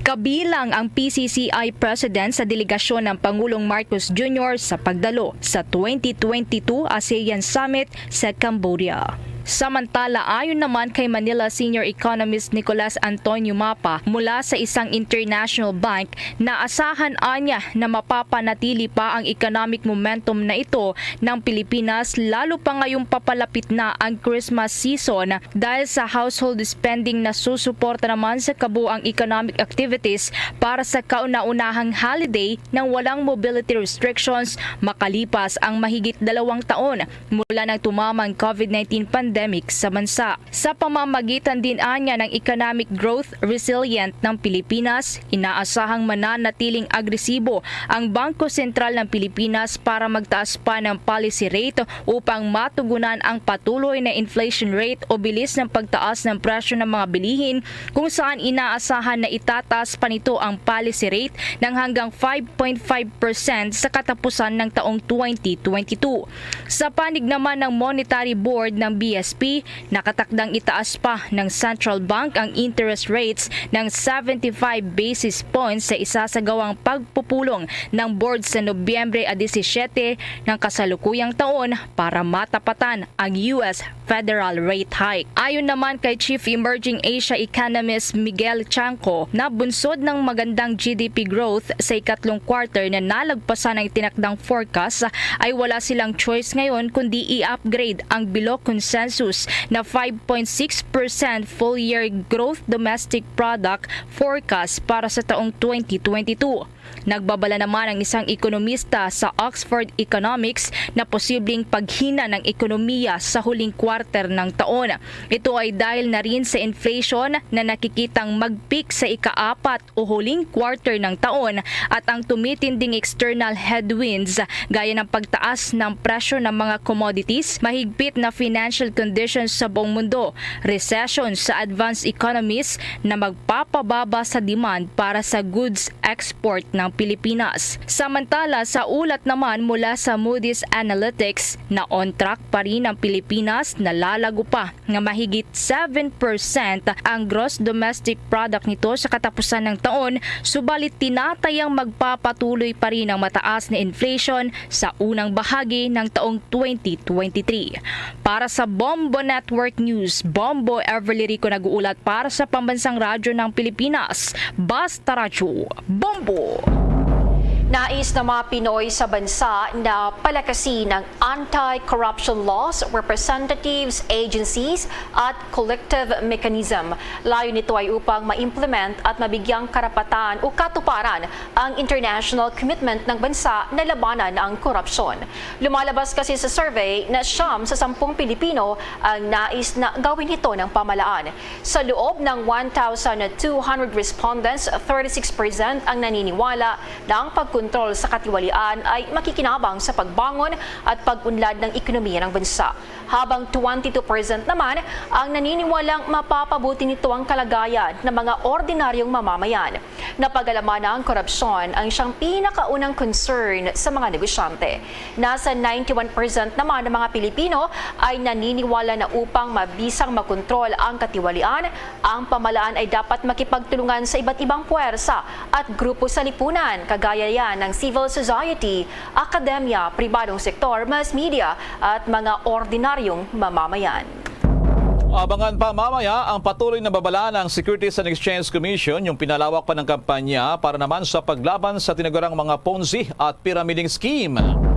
Samantala muna, muli nag-issue po ang Bureau of Immigration ng babala laban sa mga tinagurang scammers na nag-o-offer ng immigration services sa mga foreign nationals. Sa isang statement ngayon, sinabi ni Bureau of Immigration Commissioner Norman Tansinco, muli nitong inulit yung mga nagdaang mga warnings laban sa mga scammers na nag-aalok ng pag-asaayon sa mga Bureau of Immigration related documents. Ang naturang babala ay kasunod na rin na magkakahiwalay na pagkakaharang ng mga pekeng dokumento sa Ninoy Aquino International Airport at ginarin sa main office ng Bureau of Immigration. Isa sa mga naharanga sa airport ay itong sa NAIA Terminal 1 ay yung isang American citizen na nagpresenta pala ng pekeng exit clearance.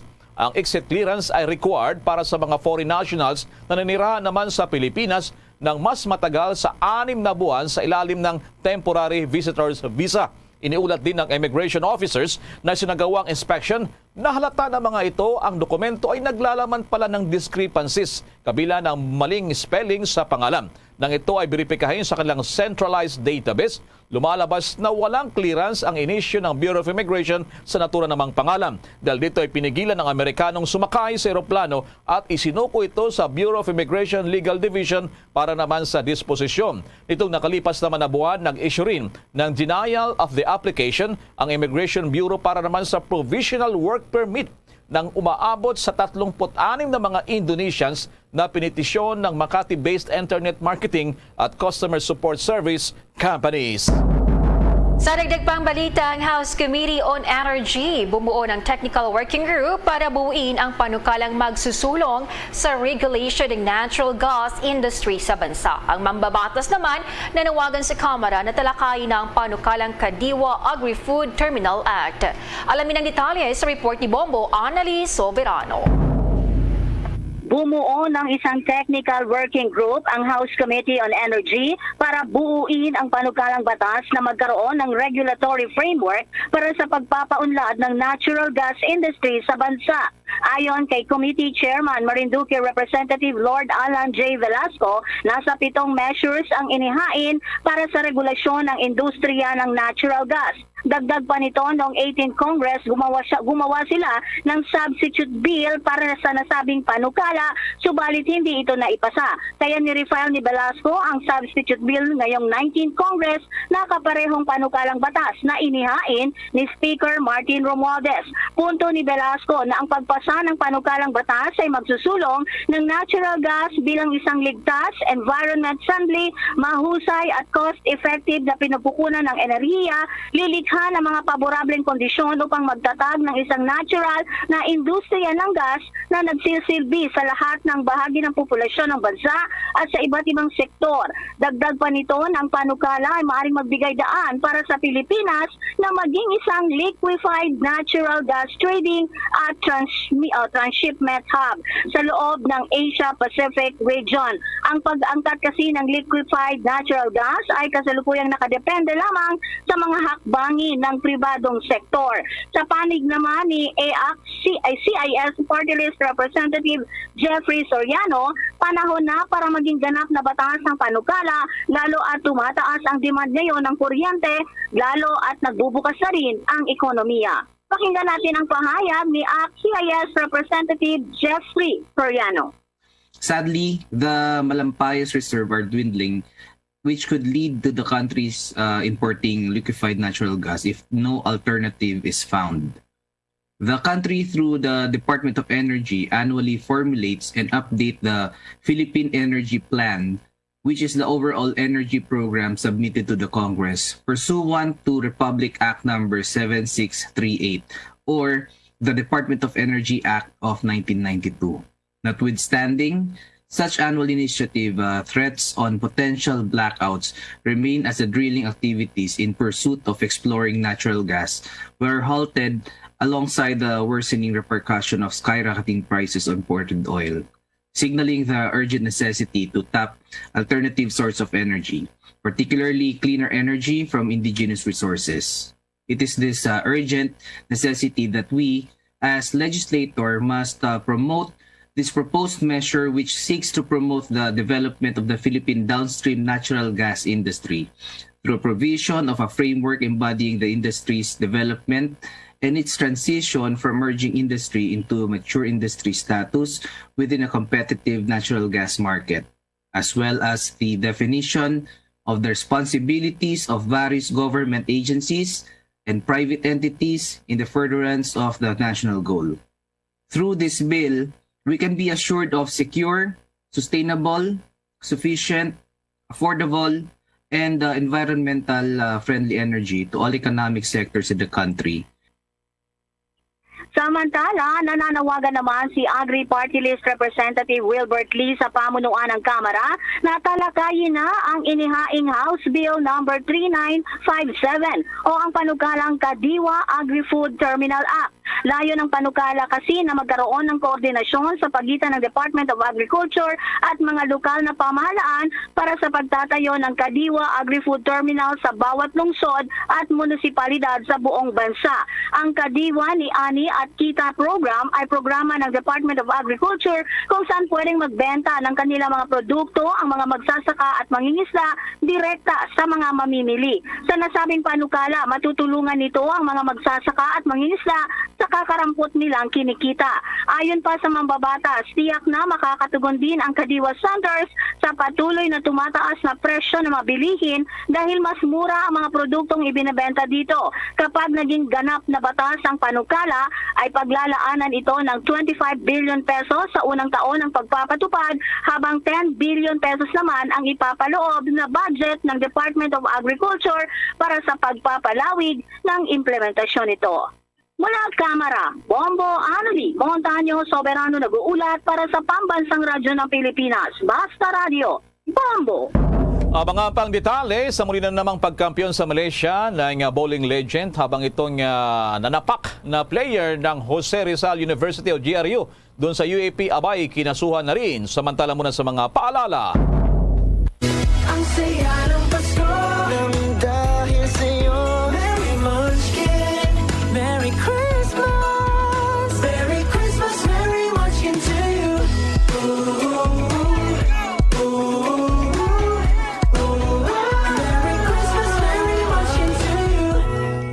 Happy Holidays from Dunkin, pasalubong ng bayan. At ngayon, sa pagpapatuloy ng iba pang pangunahing mga balita. Samantala naman ay sinusulong ni House Deputy Speaker at TUCP Party List Representative Raymond Democrito Mendoza na bigyan naman ng 20% na discount ang mga mahihirap na job applicants sa pagkuha ng kanilang certificates at clearances na ini-issue ng gobyerno. Sa panukalang inihain itong House Bill o kinaman ay Poor Job Applicants Discount Bill, makikinabang dito kung sakali yung mga miyembro ng Pantawid Pamilyang Pilipino Program o 4Ps at yung mga taong walang kabuhayan. Kabilang sa mga sakop sa panukala, ang 20% discount ay clearances mula sa mga barangay, National Bureau of Investigation, NBI, Philippine National Police, gayon din yung mga medical certificate mula sa ospital o pasilidad na lisensyado ng Department of Health. Kabilang din dito yung marriage at birth certificate mula sa Philippine Statistics Authority, maging yung transcript of records mula sa mga state universities and colleges o SUCs at iba pang mga documentary requirement na ini-issue ng pamahalaan. Paliwanag pa ng congressman, mahalaga at napapanahon na matulungan yung mga may hirap na job applicants na problemado sa pagbabayad ng kinakailangan namang sertifikasyon, yun na rin itong mga dokumento. Sa iba pang balita naman, sa mga oras na ito ang namamahala sa Quiapo Church, binigyang diin na magpapatuloy ang nakagawiang kapistahan ng itim na Nazareno sa kabilayan ng pagpapaliba ng prosesyon sa fiesta sa buwan ng Enero. May pagulat si Bombo J.C. Galvez. Mga kabombo ka Star Nation, magpapatuloy pa rin ang nakagawiang kapistahan ng itim na Nazareno, ngunit ang taon-taong prosesyon o ang traslasyon para sa susunod na taon ay pagpapaliban muli dahil pa rin sa banta ng COVID-19 sa bansa. Sa panayam ng Bombo Radio Philippines kay Father Earl Allison Valdez, attached priest ng Quiapo Church, ito raw ay alinsunod sa health and safety protocols na ipinatupad ng gobyerno, gayon din na inaasahan ng simbahan na dadagsa ang mga deboto at baka hindi kayanin umano ang pagkontrol sa mga ito. Gayunpaman, anya katulad daw ng nakagawian dati ay babalik umano ang oras-oras sa pagdiriwang na banal na misa sa Quiapo Church. Dagdag pa ni Father Earl, kahit na walang tradisyonal na prosesyon na magaganap, magpapatuloy pa rin daw ang mga karaniwang aktibidades na may kaugnayan sa kapistahan ng itim na Nazareno. Kaugnay niyan, inihayag din ni Father na hindi na nila tatawagin na pahalik ang tradisyonal na paghalik sa imahen, kundi pagbibigay pugay dahil maaaring lapitan at hawakan ng mga deboto ang imahe ng itim na Nazareno sa Quirino Grandstand. Pakinggan natin ang bahagi ng payag ni Father Earl Allison Valdez, attached priest ng Quiapo Church. Unang-una po, para po maging malinaw sa ating mga nananampalataya at deboto, ang kapistahan ng itim na Nazareno po ay matutuloy. No, lahat po ng ating mga nakagawian, bago pa magpandemya ay unti-unti na po nating ibabalik. Pwera lamang po, at dahil ito ay sa konsiderasyon na magdadagsaan po ang mga tao at baka hindi po natin kayanin yung crowd control upang maiwasan ang pagkalat ng COVID-19 virus, no? Hindi po muna natin itutuloy ang tradisyonal na prosesyon o yung tinatawag nating traslasyon, no? Gayunpaman, para rito, katulad po ng dati, ay babalik po natin ang oras-oras sa pagdiriwang ng banal na misa dito sa simbahan at ang ating pila sa dating tinatawag nating pahalik, no? Subalit ngayon ay para mas malawak na isakop, ito ay pagbibigay pugay na sa ating itim na Nazareno, kung saan nakapila ng maayos sa mga tao at magkakaroon sila ng pagkakataong lapitan at hawakan ang imahe ng itim na Nazareno, no? At hindi lang po dito sa simbahan, mas mahalaga pa po ay magtungo po tayo sa Quirino Grandstand kung saan naroroon ang pagbibigay pugay, at sa ika-9 ng Enero ay magkakaroon po tayo ng misa ng kapistahan na pamumunuan ng ating mahal na Arsobispo ng Maynila, Cardinal Jose Advincula, no? Para po sa ibang detalye, yung mga iba pa po nating schedule at gawain ay ipararating po namin sa pamamagitan ng ating mga official social media pages. Sa lahat ng ating mga pagdiriwang, hindi po muna tayo magdaraos ng prosesyon, no? In the long run po, sa pangmatagalang pagpaplano po natin, eventually umaasa po tayo siguro na as early as 2024 na maibabalik na po natin yung kumpletong nakagawian. Pinaalalahanan din ng mga dadalo ng misa sa loob ng simbahan ay kailangang sumunod sa minimum health standards sa pamamagitan ng pagsusot ng face mask at pagsasagawa ng social distancing. Para sa Bombo Network News, ako si Bombo J.C. Galvez, nag-uulat para sa pambansang radyo ng Pilipinas. Basta Radio, Bombo! Abangan presyuhan ng mga prutas. Susunod na yan, samantala muna sa mga paalala. Mga kabombo at ka-Star Nation, babalik na sa face-to-face ang selebrasyon ng Dinagyang 2023. Isasagawa mula January 13 at ang highlight ay sa January 22, 2023. Ang Dinagyang 2023 ay hatid ng Iloilo City Government at Iloilo Festivals Foundation Incorporated. Ang live updates at coverages ay maririnig at makikita sa lahat ng himpilan at digital platforms ng Bombo Radio Philippines. Viva! Viva! Viva! Viva! Senyor Santo Niño! Paz! Paradyo Bombo! This is Mayor Jerry Treñas of the City of Iloilo inviting you to witness and celebrate the face-to-face Dinagyang 2023. Viva Senyor Santo Niño! Viva Senyor Santo Niño! Viva Senyor Santo Niño! Samantala, ating alamin dahil ang presyo ng prutas, asahan pa na mas tataas ngayong papalapit ng Christmas season. May pagulat si Bombo Chill Emprido. Inaasahan na tataas pa ng doble ang presyo ng prutas ngayong papalapit na ang pagpasok ng buwan ng Disyembre. Ayon sa ilang tindera, mahal na raw ang kuha nila sa kanilang supplier, mapa-import man o lokal na prutas. Unti-unti na rin kasing dumarating ang mga prutas na tuwing holiday season lang makikita, kaya naman nag-a-adjust din yung mga nagbebenta.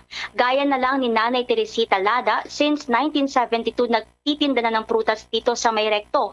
Mataas na raw masyado ang kapital nila, kaya kakaunti na lang din ang tubo na naiuuwi nila.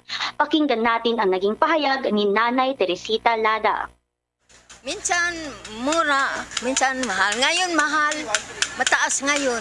Hindi ko alam, may maano yata. Yung, halimbawa, katulad ng lansones, ang ano namin mataas. Siyempre mataas din sa puno. Pagdating dito, mataas din. Binabagsak lang dito sa amin. Sa Camiguin, Davao. Ay, mahal ngayon. Mahal po. Mataas ngayon ang imported. Lalo sa sunod na linggo yan, mataas na. Ang isang kahon, 750. Ay, ilan lang kilos yun? 6 kilos lang. Di ang binta namin, 160 or 180, ganyan. Depende kasi sa kinuha namin kapital. Pag pwede namin i-adjust, ina-adjust. Pag pwede mataas, mataas. Pag pwede baba, baba. Ganun yan. Tumataas ang presyo talaga pag malapit ang Pasko. Binisita rin natin ng ilang kalapit na mga nagbebenta. Itong si Ate Lizelle, ramdam na rin daw ang pagtaas sa ilang prutas, kaya naman nahihirapan din siya kung paano i-adjust ang presyo, lalo na't nabubulok agad ang mga ito kapag hindi na ibibenta. Pakinggan natin si Ate Lizelle Barakel. Depende po kasi sa sa presyo na nakukuha namin. Medyo ring mataas, yung iba rin mababa. Kaya yung presyo namin, tama lang po ang sa pangtao lang. Ibang bansa yata yan. Pero yung sa mga lokal, probinsya po, merong Davao. Mas mataas yung imported kaysa lokal. Kasi yun din ang inaano ng ibang tao eh. Binibili ng ibang tao yung kagaya nito, yun gusto nila.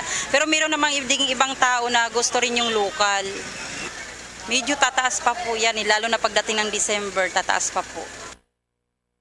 Sa kabilang banda naman, naabutan rin natin si Ate Mirna Palasan, isang mamimili. Iba raw ang presyo ng prutas sa kanilang lugar, kaya't mas pinili niyang bumiyahe dahil kumpara sa Montalban ay mas mababa raw dito ang presyo sa May Recto. Aminado rin siya na mabigat sa bulsa ang taas presyo, lalo na't mataas din ang ilang presyo ng iba pang mga bilihin.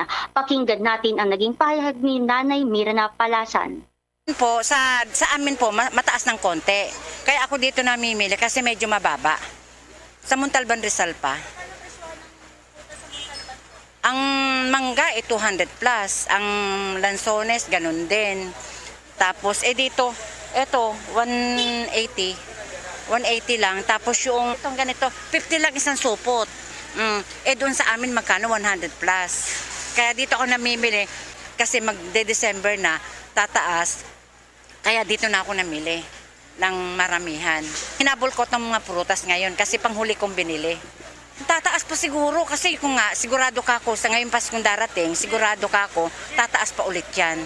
Sana, wag naman sana tumaas masyado kasi kawawa yung kapwa ko mahihirap. Kasi kumbaga, imbes na makapaghahain tayo ng prutas sa lamesa, hindi tayo makakapaghahain kung tataas pa. Kasi kailangan kasi sa atin ngayon, practical. Hindi pa man masabi ng ilang tindera kung kailan eksakto tataas ang presyo ng prutas, base raw kasi sa kanilang karanasan kapag darating na ang Pasko at Bagong Taon ay dun mas lalong nagmamahal ang presyo ng prutas. Para sa Bombo Network News, ito po si Bombo Chill Emprido nag-uulat para sa Pambansang Radyo ng Pilipinas.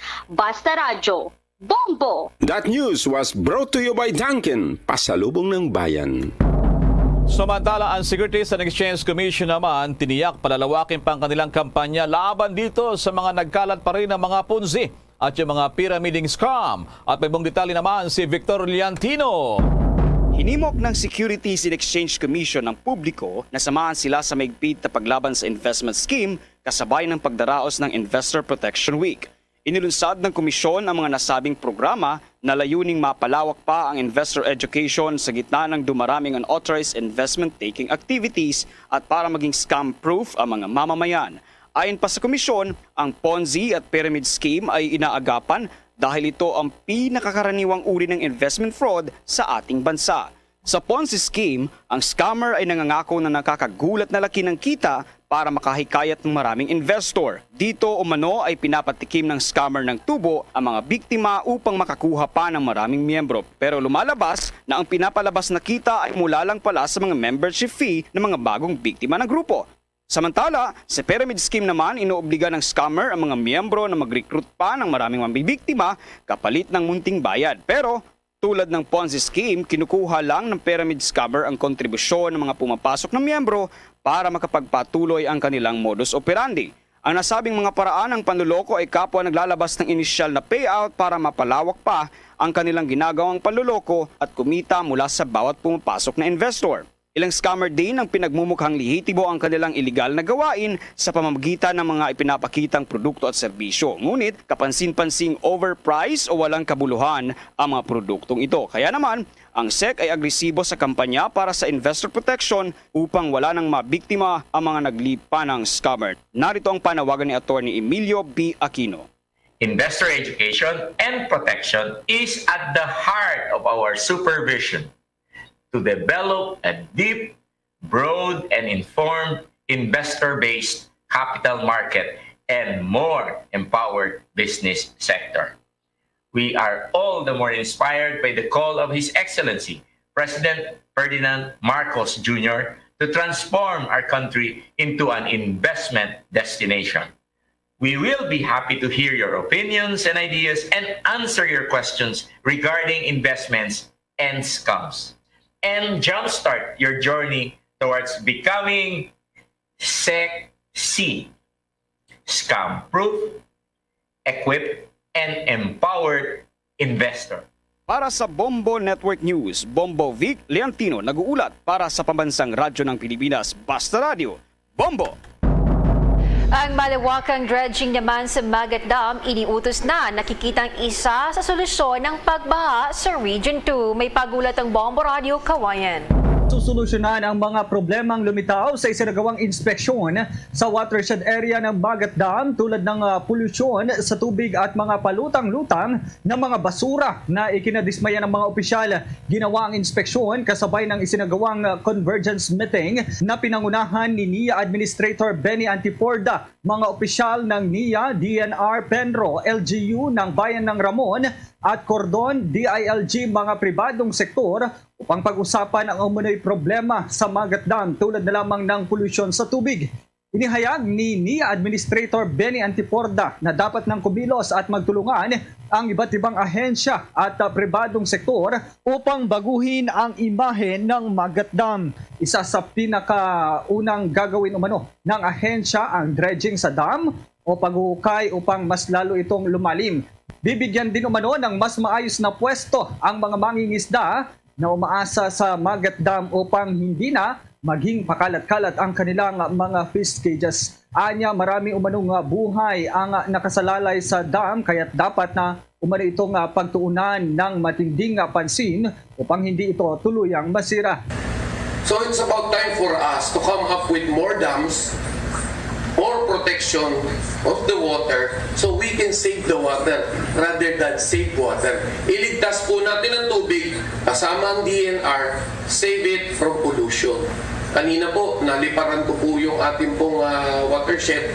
Nakita ko po yung mga pampang natin, punong-puno ng debris. Nakikiusap po ako sa ating pong local government officials na it's about time for us na pigilan yung pong mga illegal na pagpuputol ng puno, yung pong mga illegal na mga structure sa ating pong mga tubig para ho masiguro nating maging ligtas ang ating pong tubig. Yan ang ating balita mula rito sa Bombo Radyo Kawayan para sa Bombo Network News. Bombo Kervin Gamad nag-uulat para sa Pambansang Radyo ng Pilipinas at consistent overall number 1 sa Isabela. Basta Radyo, Bombo! Bombo Sports News. Abay, ang bowling legend na si Paeng Nepomuceno, kampiyon doon pa naman sa Malaysia. May mga detalye pa niya ng Star FM Dagupan. Muling ipinamalas ni 6-time World Cup champion Rafael Paeng Nepomuceno ang kanyang galing pagdating sa bowling nang makuha ang gintong medalya sa 16th Asian Senior Bowling Championship 2022 sa Kuala Lumpur, Malaysia. Naghari ang international bowling legend sa men's singles 65 plus division matapos makapagtala ng score na 1,264 pinfalls at tinalo sina Akira Nakada ng bansang Japan na may score na 1,238 at Jin Hee-dong ng Korea na may score na 1,223. Dahil dito, nagdagdag ng isa pang titulo sa kanyang koleksyon ang Filipino bowling legend kung saan kinabibilangan ito ng kanyang mga titulo sa World Cup noong 1976, 1980, 1992 at 1996 na nasa Guinness World Records. Kung maalala, si Paeng Nepomuceno ang una at tanging bowling athlete na ginawaran ng prestigyosong International Olympic Committee President's Trophy noong 1999 sa Abu Dhabi, UAE. Yan ang balita mula rito sa 100.7 Star FM Dagupan para sa Bombo Network News. Star DJ Alan nag-uulat para sa Pambansang Radyo ng Pilipinas. Basta Radyo, Bombo! Ang naturang sports news ito po sa inyo ng Cherifer. Bombo Entertainment News. Bombo Entertainment News. Ang 5-night concert ng American Band dito sa Pilipinas all set na at magsisimula na ngayong gabi. May detalyeng Star FM Baguio. All set na ang American pop band na Lainey para sa pagsisimula ng kanilang A November to Remember Tour sa Pilipinas ngayong gabi. 5 gabi ang nakatakdang pagtatanghal ng duo ni Paul Klein at Jake Goss mula November 11 hanggang November 16. Matatandaan na huling bumisita ang banda sa bansa noong 2019. Samantala, sa una ng pahayag ng frontman ng banda na si Paul sa Star FM, inamin itong naiiba ang pagtanggap ng mga Pinoy sa kanilang musika at excited ang mga ito sa tuwing babalik sila sa bansa. For whatever reason, the Philippines love us so much that we'll be like a police escort on the runway and we'll walk from the toilet of the back of the plane to then get like this pop star treatment. It's so cool. We love it over there and we feel really like cool when we go over there. It's a once in a lifetime opportunity that nobody on our whole team takes for granted. Bahagi ng panayam ng Star FM Baguio kay Paul Klein ng Lainey. Inaasahang ihahandog ng Lainey sa fans ngayong gabi ang kanilang mga fan favorite hits tulad ng 13 at ILYSB at ang mga tracks mula sa kanilang latest album na GGBBXX. Yan ang report mula sa 89.5 Star FM Baguio para sa Bombo Network News. Star DJ Gabby nag-uulat para sa Pambansang Radyo ng Pilipinas, Basta Radyo. Bombo! Bombo Foreign Exchange. Seek your protection against the COVID-19 virus that has disturbed and claimed many lives. We ask you now to look upon us with love and by your healing hand, dispel the fear of sickness and death, restore our hope, and strengthen our faith.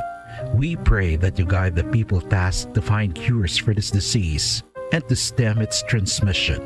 Bless the efforts to use the medicines developed to end the pandemic in our country. We pray for they may minister to the sick with competence and compassion. Grant them health, angel,